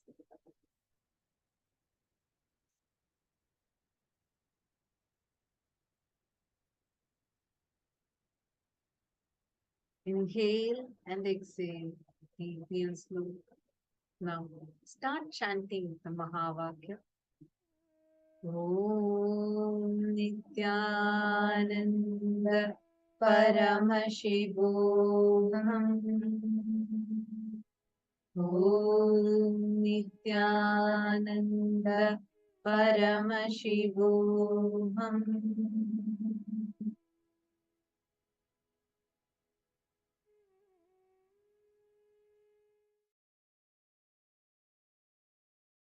With the divine, with your eyes closed, is meditation.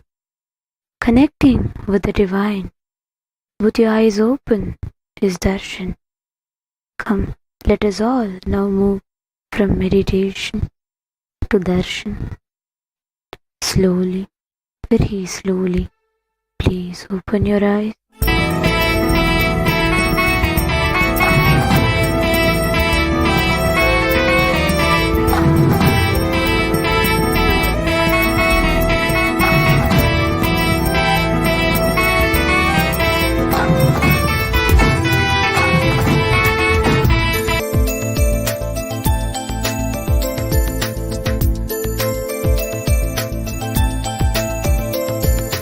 Om Namo Nithyananda,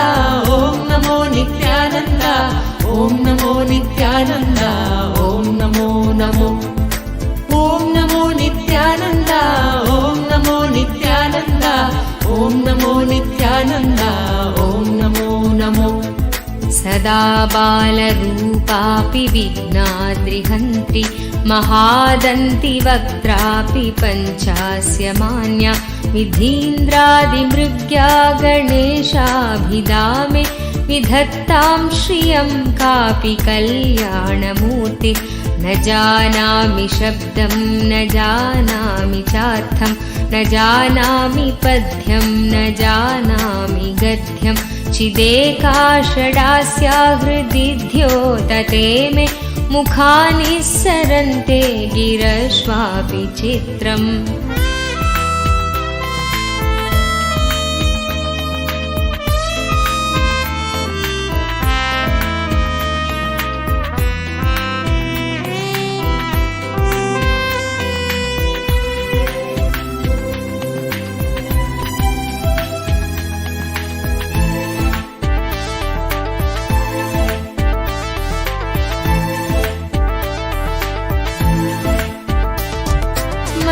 मयूराधिरूढं महावाक्यगूढं मनोहारिदेहं महच्चित्तगेहं महीदेवदेवं महावेदभावं महादेवबालं भजे लोकपालं यदा सन्निधानं गता मानवामि भवाम्भोधिपारं गदास्ते तदैव इति व्यञ्जयन् सिन्धुतीरे नास्ति तमीडे पवित्रं पराशक्तिपुत्रम् ॐ नमो नित्यानन्द ॐ नमो नित्यानन्द ॐ नमो नित्यानन्द ॐ नमो नमो ॐ नमो नित्यानन्द ॐ नमो नित्यानन्द ॐ नमो नित्यानन्द ॐ नमो नमो.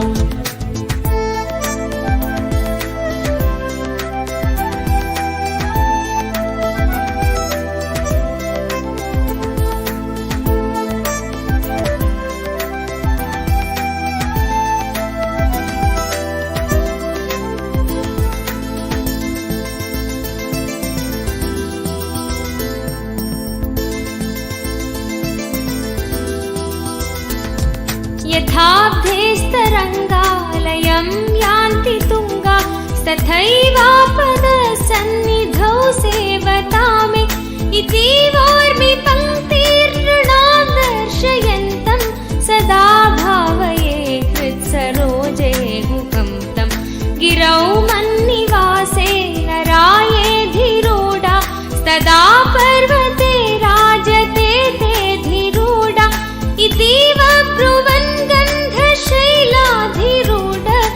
देवो मुदे मे सदा षण्मुखोऽस्तु। ॐ नमो नित्यानन्द, ॐ नमो नित्यानन्द, ॐ नमो नित्यानन्द, ॐ नमो नमो। ॐ नमो नित्यानन्द, ॐ नमो नित्यानन्द, ॐ नमो नित्यानन्द, ॐ नमो नमो।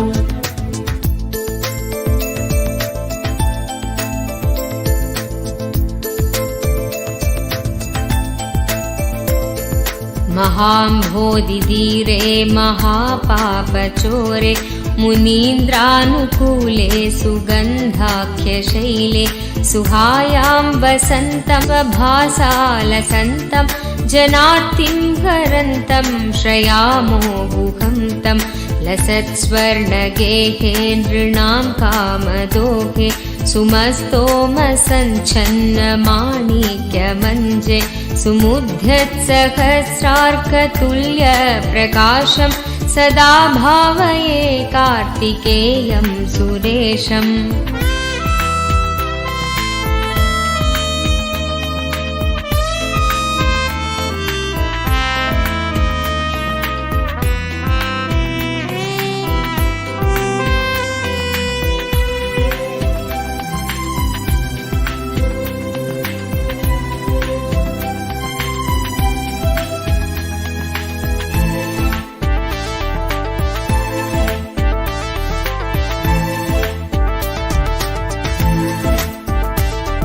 प्रणद्धं सखे मञ्जुळे द्यन्तशोणे मनोहारि लावण्य पीयूषपूर्णे मनःषडो भवल्केशतप्त सदा मोदतां स्कन्दते पादपद्मे सुवर्णाभदिव्याम्बरैर्भासमाना कणत्किङ्किणी मेखला शोभमाना लसद्धेमपट्ठेन विद्योतमाना कटिं भावये स्कन्दते दीप्यमानाम्। ॐ नमो नित्यानन्द, नित्यानन्द, ॐ नमो नित्यानन्द, ॐ नमो नमो। ॐ नमो नित्यानन्द, ॐ नमो नित्यानन्द, ॐ नमो नित्यानन्द, ॐ नमो नमो।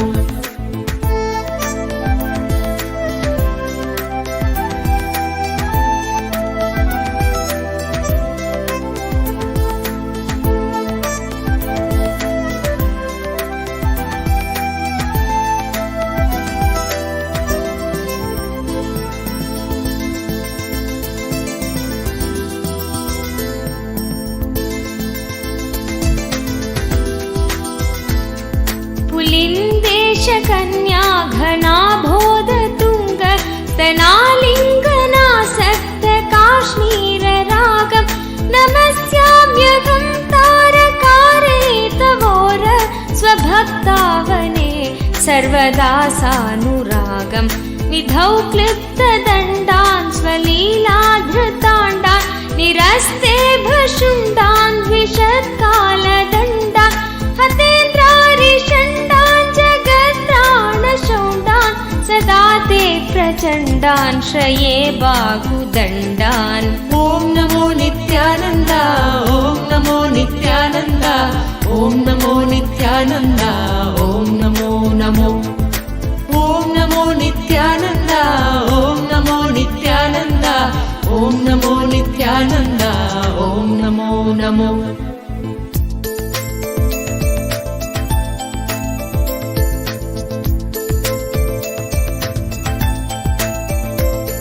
सदा शारदा षण्मृगाङ्काय दिस्यु सुमुध्यन्वस्थिता श्वेत्समन्तात् सनबिम्बाकलङ्गैश्च हीना तदा त्वन्मुखानां ब्रुवे स्कन्दसाम्यं स्फुरन्मन्दहासैः स हंसानि सञ्चत् कटाक्षावलिभृङ्गसङ्घोज्ज्वलानि सुधास्यन्ति बिम्बाधराणि शसूनो तवालोकये षण्मुखाम्भोरुहानि।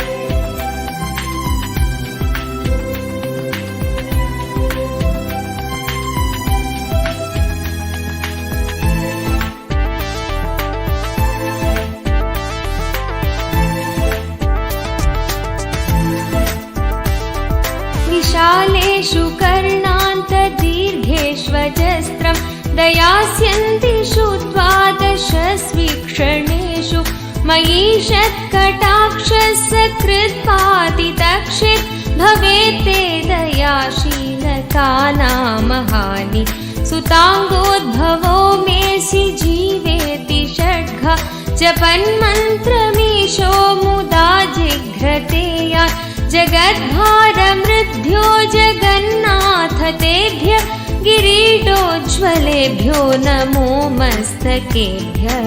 ॐ नमो नित्यानन्द, ॐ नमो नित्यानन्द, ॐ नमो नित्यानन्द, ॐ नमो नमो। ॐ नमो नित्यानन्द, ॐ नमो नित्यानन्द, ॐ नमो नित्यानन्द, ॐ नमो नमो।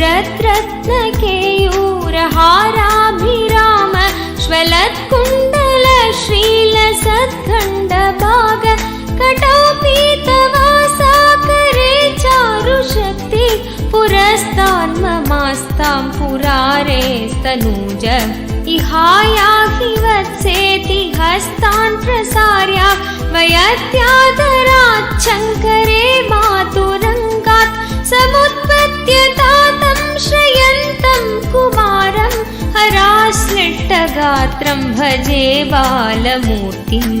ॐ नमो नित्यानन्द, ॐ नमो नित्यानन्द, ॐ नमो नित्यानन्द, ॐ नमो नमो।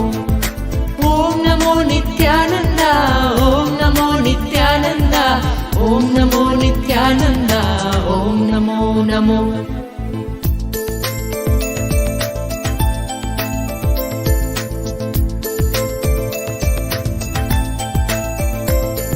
कुमारेश सूनो गुहस्कन्दसेना पते शक्तिपाणे मयूराधिरूढ पुलिन्दात्मजाकान्तभक्तार्तिहारि प्रभोतारकारे सदा रक्ष मां त्वं प्रशान्तेन्द्रिये नष्टसङ्गे विचेष्टे कफोद्घारि वक्त्रे भयोत्कम्पिगात्रे प्रयाणोन्मुखे मय्यनाथे तदानि धृतं मे दयालो भवाग्रे गुकत्वम्।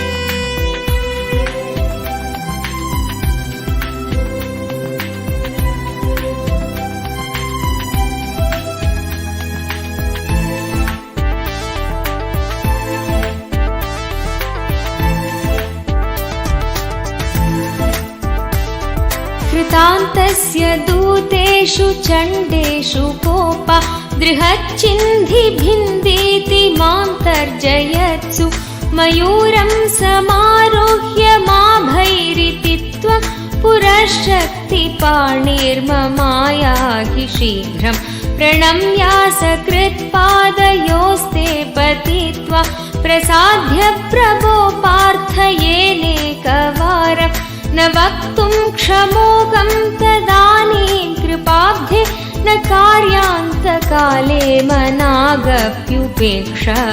ॐ नमो नित्यानन्द, ॐ नमो नित्यानन्द, ॐ नमो नित्यानन्द, ॐ नमो नमो।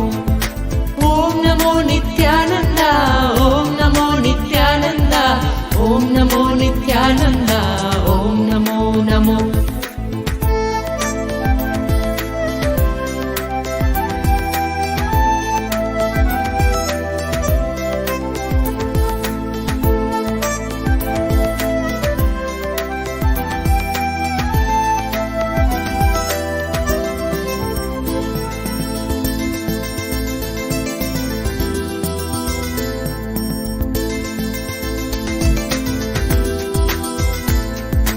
सहस्राण्डभोक्ता त्वया शूरनामा हतस्तारकसिंहवक्त्रश्च दैत्य ममान्तर्हृदिस्थं मनक्लेशमेकं न हंसि प्रभो किं करोमि कयामि अहं सर्वदा दुःखभारावसन्नो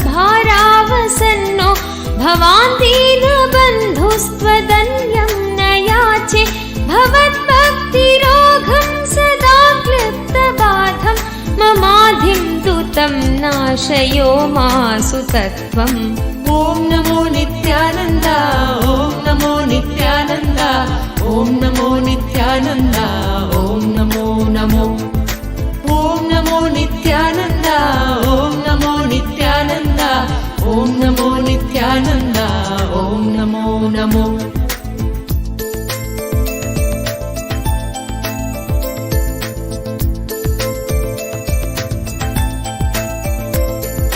अपस्मारकुष्ठक्षयाशप्रमेह स्वरोन्मादगुल्मादिरोगा महान्त पिशाचाश्च सर्वे भवत्पत्रभूतिं विलोक्य क्षणात्तारकारे द्रवन्ते दृशिस्कन्दमूर्तिश्रुतौ स्कन्दकीर्तिर्मुखे मे पवित्रं सदा तच्चरित्रं करे तस्य कृत्यं वपुस्तस्य भृत्यं कुहे सन्तुलीना ममाशेषभावा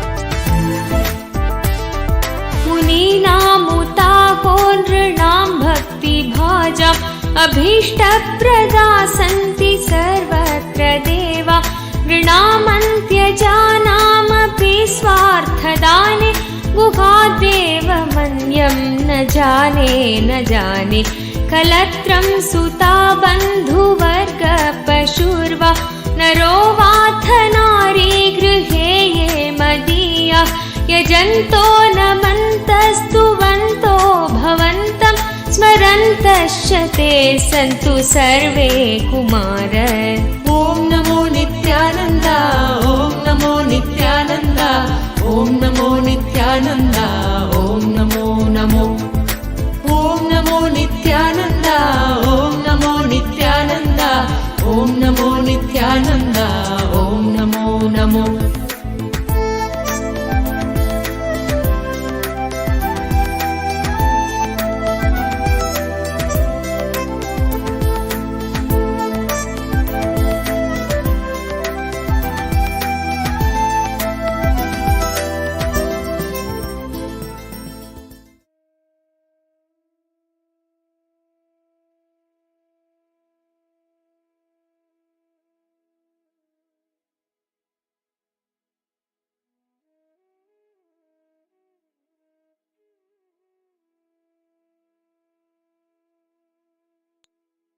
Nithyananda, you had such a beautiful darshan of Chandrasekhara Murti and Apatuttarana Murti, Gaudantika Murti, the forms of Paramashiva. I request all the participants, every one of you that enjoyed this space, that witnessed this beautiful darshan, to please take a few minutes. Let us know, share with all of us, how did you enjoy the darshan? So, each of you, I request let us know.